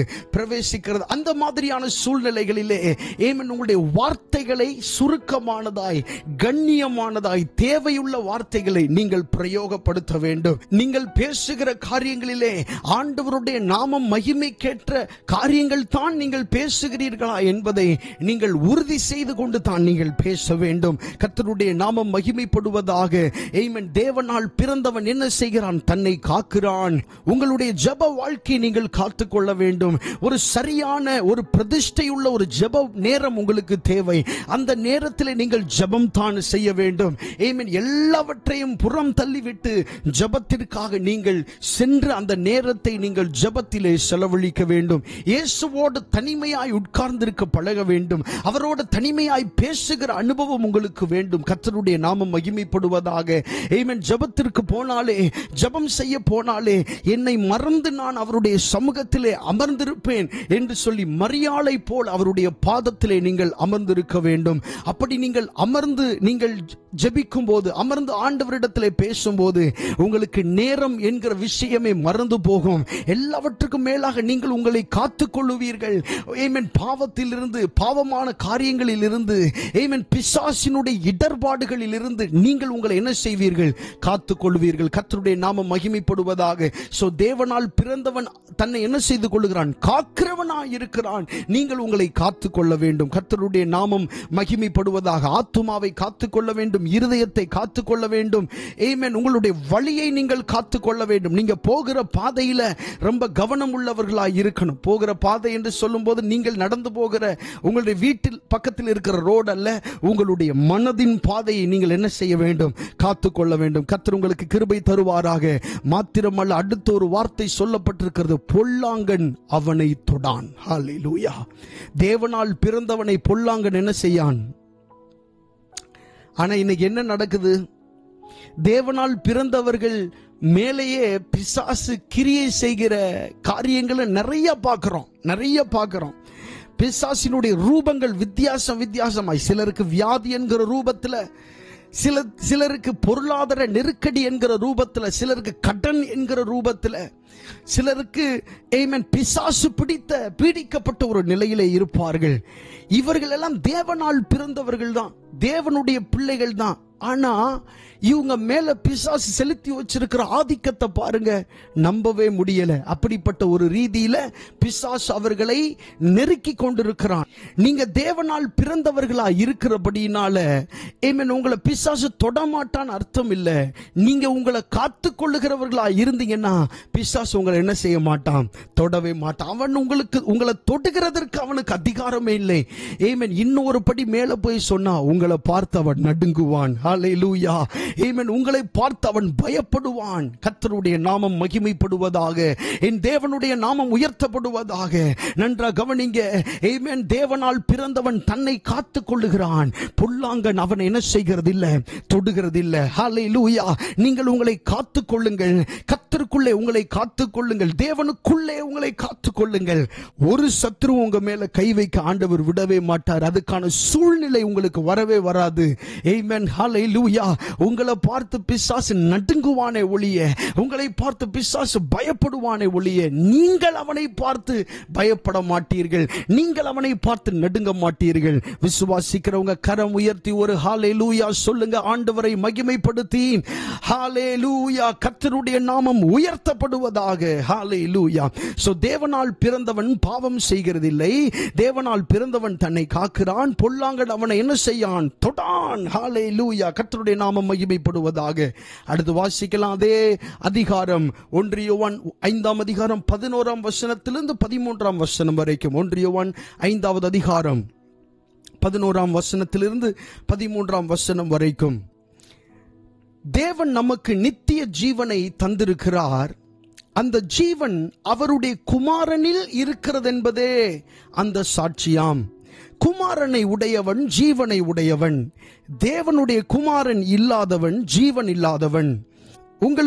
உங்களுக்கு நித்திய ஜீவன் உண்டென்று நீங்கள் அறியவும், தேவகுமாரனுடைய நாமத்தின் மேல் நீங்கள் விசுவாசமாய் இருக்கவும், தேவகுமாரனுடைய நாமத்தின் மேல் விசுவாசமாய் இருக்கிற உங்களுக்கு இவைகளை எழுதியிருக்கிறேன். இந்த அதிகாரத்திலே நாம் தியானித்து வருகிறோம். 11வது வசனம் சொல்லுகிறது, தேவன் நமக்கு நித்திய ஜீவனை என்ன செய்திருக்கிறார்? தந்திருக்கிறார். தேவன் என்ன தந்திருக்கிறார்? நமக்கு நித்திய ஜீவனை தந்திருக்கிறார். அதாவது நாம் மரித்த பின்பு அல்ல, இந்த பூமியில உயிரோடு இருக்கும் போதே ஆண்டவர் அதை நம்ம வாக்குத்தத்தம் பண்ணி இருக்கிறார். ஆமென். இயேசு கிறிஸ்து நமக்கு பண்ணின வாக்குத்தத்தங்களிலே பெரிய வாக்குத்தத்தம் என்னன்னா, அவர் நமக்கு நித்திய ஜீவனை தருவேன் என்று சொன்ன அந்த வாக்குத்தத்தம் தான். இந்த வசனம் சொல்லுகிறது நித்திய ஜீவனை அவர் தந்திருக்கிறார் என்று சொல்லப்பட்டிருக்கிறது. அந்த ஜீவன் அவருடைய குமாரனில் இருக்கிறது என்பதே அந்த சாட்சியாம். 12வது வசனம், குமாரனை உடையவன் ஜீவனை உடையவன். எந்த ஜீவன்? நித்திய ஜீவனை உடையவன். இயேசு கிறிஸ்துவை உங்களுக்குள்ள வச்சிருந்தீங்கனாலே நீங்க நித்திய ஜீவனை உடையவர்களாய் இருக்கிறீர்கள். தேவனுடைய குமாரன் இல்லாதவன் நித்திய ஜீவன் இல்லாதவன். தேவனுடைய குமாரனை இருதயத்தில் வைக்காதவர்கள், அவரை விசுவாசிக்காதவர்கள், அவர்தான் மெய்யான கிறிஸ்து என்று நம்பாதவர்கள், யாருக்குள்ள நித்திய ஜீவன் என்ன செய்யல இல்ல அப்படின்னு சொல்லி பரிசுத்த வேதாகம் சொல்லுகிறது. ஆமென். 13ஆம் வசனம் சொல்லுகிறது, உங்களுக்கு நித்திய ஜீவன் உண்டென்று நீங்கள் அறியவும். ஹல்லேலூயா. உங்களுக்கு நித்திய ஜீவன் உண்டென்று நீங்கள் அறியவும். நிறைய நேரத்தில் இதெல்லாம் அந்த வசனத்தில் ஆவியானவர் எதற்கு இவ்வளவு தெளிவாய் இவ்வளவு ஆழமா எழுதி வைத்திருக்கிறார்னா, இந்த கடைசி காலத்தில் பிசாசானவன் தேவ பிள்ளைகளை வஞ்சிக்கிறதற்கு கையில் எடுத்திருக்கிற ஆயுதம் என்னன்னு சொன்னா, அவர்களுடைய மனதிலே தவறான கலைகளை விதைப்பதுதான். தவறான கலைகள் அவருடைய மனதிலே வேத வசனத்திற்கு புறம்பான கலைகளை அவன் விதைத்து என்ன செய்கிறான்? அந்த வசனத்திற்கு புறம்பான காரியங்களை சிந்திக்க வைக்கிறான். ஆனால் ஆவியானவர் அவைகளை முன்னறிந்தவராய்த்தான் எல்லாவற்றையும் எழுதி வைத்திருக்கிறது. இங்க சொல்லப்பட்டிருக்கு பாருங்க, 13வது வசனத்துல, உங்களுக்கு நித்திய ஜீவன் உண்டென்று நீங்கள் அறியவும் அப்படின்னு எழுதப்பட்டிருக்கு. நிறைய நேரத்துல பிசாசு என்ன சொல்லுவான்? நீ வாழ்ந்த வாழ்க்கைக்கெல்லாம் உனக்கு பரலோகம் கிடைக்குமா? உனக்கெல்லாம் ஆண்டவர் நித்திய ஜீவன் தருவாரா? உன்னுடைய பாவத்தெல்லாம் மன்னிக்கிறதற்கு வாய்ப்பு உண்டா அப்படின்னு சொல்லி பிசாசு நிறைய நேரத்தில் என்ன செய்வான்? சொல்லுவான், கேட்பான் உங்களிடத்துல. ஆனா வேதம் சொல்லுகிறது, உங்களுக்கு நித்திய ஜீவன் உண்டென்று நீங்கள் அறியவும் அப்படின்னு எழுதப்பட்டிருக்கு. நீங்க அறியணும், உங்களுக்கு நித்திய ஜீவன் இருக்குன்னு நீங்க புரிந்து கொள்ளணும் அப்படின்னு சொல்லி தான் பரிசுத்த ஆவியானவர் இவ்வளவு தெளிவாய் இந்த இடத்துல எழுதி வைத்திருக்கிறார். கர்த்தருடைய நாமம் மகிமைப்படுவதாக. ஆமென். அது மாத்திரமல்ல, நாம் தேவனிடத்தில் அன்பு கூறுகிறவர்களாய் இருக்க வேண்டும். 1 யோவான் 5ஆம் அதிகாரம் 3வது வசனத்திலே சொல்லப்பட்டிருக்கிறது, நாம் தேவனுடைய கற்பனைகளை கை கொள்ளுவதே அவரிடத்தில் அன்பு கூறுவதாம். அவருடைய கற்பனைகள் பாரமானவைகளும் அல்ல. நாம் தேவனுடைய கற்பனைகளை கை கொள்றது தான் அவரிடத்தில் அன்பு கூறுகிறது. ஆண்டவரை பார்த்து, ஆண்டவரே நான் அன்பா இருக்கேன், உங்க மேல் நான் பிரியமா இருக்கேன், உங்களை நான் ரொம்ப நேசிக்கிறேன் அப்படின்னு சொல்றதுனால அல்ல நீங்கள் ஆண்டவரை நேசிக்கிறது. நீங்க ஆண்டவரை நேசிக்கிறீங்க அப்படின்றதுக்கு அடையாளம் என்னன்னா, அவருடைய கற்பனைகளை கை கொள்றதுனால தான் நீங்க தேவன் மேல் அன்பா இருக்கிறீர்கள் அப்படின்றத ஆண்டவர் அறிந்து கொள்ளுவார். சோ ஆண்டவர் மேல அன்பா இருக்கிறோம்னு நம்ம சொல்லியும் அவருடைய கற்பனைகளை நம்ம கை கொள்ளாம போனா அவர் மேல நம்ம உண்மையிலே அன்பா இல்ல. ஆமென். ஏதோ வாயளவுல ஏதோ ஒரு வார்த்தையினால நம்ம சும்மா சொல்றோமே ஒழிய, ஆமென், உண்மையிலே அவரிடத்தில் நாம் அன்பா இல்லை. ஆனா இந்த நாளிலே அவர் மேலே உண்மையிலே அன்பா இருக்க நினைப்பவர்கள் அவருடைய கற்பனைகளை உண்மையாய் கை கொள்ளும் போது அவரிடத்தில் நாம் அன்பு கூறுகிறோம் என்பதில் எந்த சந்தேகம் இல்லை. கர்த்தருடைய நாமம் மகிமைப்படுவதாக. இன்றைக்கு நாம் அநேக காரியங்களை தியானித்திருக்கிறோம். தேவனால் பிறந்தவர்கள் என்கிற அந்த தலைப்பில் இருந்து நிறைய காரியங்களை தியானிக்க ஆண்டவர் உதவி செய்திருக்கிறார். ஒரு நிமிடம் இருக்கிற இடங்களை கண்களை மூடி நாம் ஜெபம் பண்ண போகிறோம். ஆண்டவரே, அப்பா, அவருடைய நாமத்தின் மேல் விசுவாசம் உள்ளவர்களாய் அவரை ஏற்றுக்கொண்டவர்கள் எத்தனை பேர்களோ அத்தனை பேர்களும் தேவனுடைய பிள்ளைகள் ஆகும்படி அவர்களுக்கு அதிகாரம் கொடுத்தார். தேவனுடைய பிள்ளை என்கிறது ஒரு அதிகாரம், அது அடையாளம் மாத்திரம் அல்ல, ஒரு அதிகாரம்.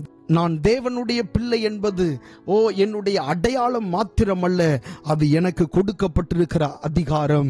மறுபடி சொல்லுகிறேன், நான் தேவனுடைய பிள்ளை என்பது எனக்கு கொடுக்கப்பட்டிருக்கிற அடையாளம் மாத்திரமல்ல, எனக்கு கொடுக்கப்பட்டிருக்கிற அதிகாரம். நீங்கள் தேவனுடைய பிள்ளைகள் என்பது உங்களுக்கு கொடுக்கப்பட்டிருக்கிற அடையாளம் மாத்திரமல்ல, அதுவே உங்களுடைய அதிகாரம். ஹல்லேலூயா.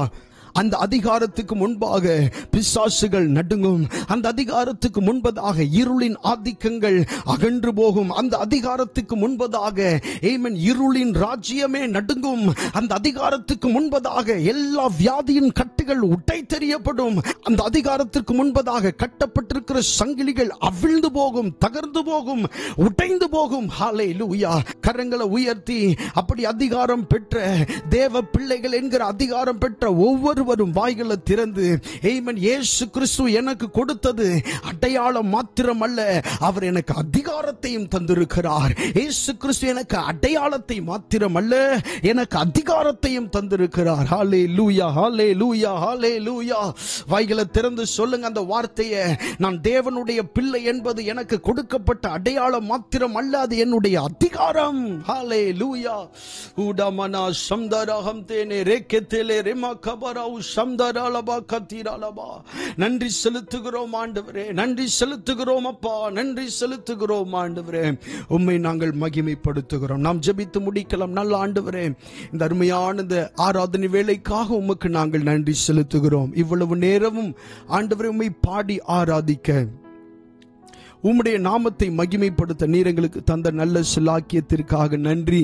இப்பொழுதும் ஆண்டவரே ஸ்தோத்திரம், உம்முடைய வார்த்தையை கேட்க அநேக காரியங்களை அதன் மூலமாக நாங்கள் அறிந்து கொள்ள தேவன் எங்களுக்கு பாராட்டின உம்முடைய கிருபைக்காக நன்றி செலுத்துகிறோம்.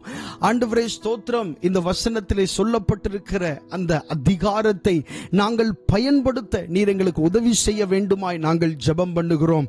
ஆண்டவரே ஸ்தோத்திரம், அவருடைய நாமத்தின் மேல் விசுவாசம் உள்ளவர்களாய் அவரை ஏற்றுக்கொண்டவர்கள் எத்தனை பேர்களோ அத்தனை பேர்களும் தேவனுடைய பிள்ளைகள் ஆகும்படி அவர்களுக்கு அதிகாரம் கொடுத்தார் என்று சொல்லப்பட்டிருக்கிறதே.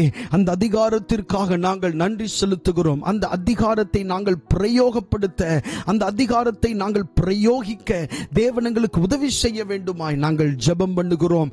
ஆண்டவரே ஸ்தோத்திரம், மாத்திரம் அல்ல, தேவனால் பிறந்தவன் தன்னை காக்கிறான் என்று சொல்லப்பட்டிருக்கிறதே. ஆண்டவரே ஸ்தோத்திரம், பொல்லாங்கன் அவனை தொடான் என்று சொல்லப்பட்டிருக்கிறதே. அப்பா ஸ்தோத்திரம் ஆண்டவரே, நீர் அவனுக்கு நித்திய ஜீவனை அவனுக்கு உள்ளாக வைத்திருக்கிறீர் என்று சொல்லி நீர் வாக்குத்தத்தம் அருளி இருக்கிறீரே. இப்படிப்பட்ட நல்ல வார்த்தைகளுக்காக உமக்கு நாங்கள் நன்றி செலுத்துகிறோம் ஆண்டவரே. ஓ, உம்முடைய வார்த்தை எவ்வளவு ஆண்டவரே ஸ்தோத்திரம் உண்மையுள்ளதாக இருக்கிறது.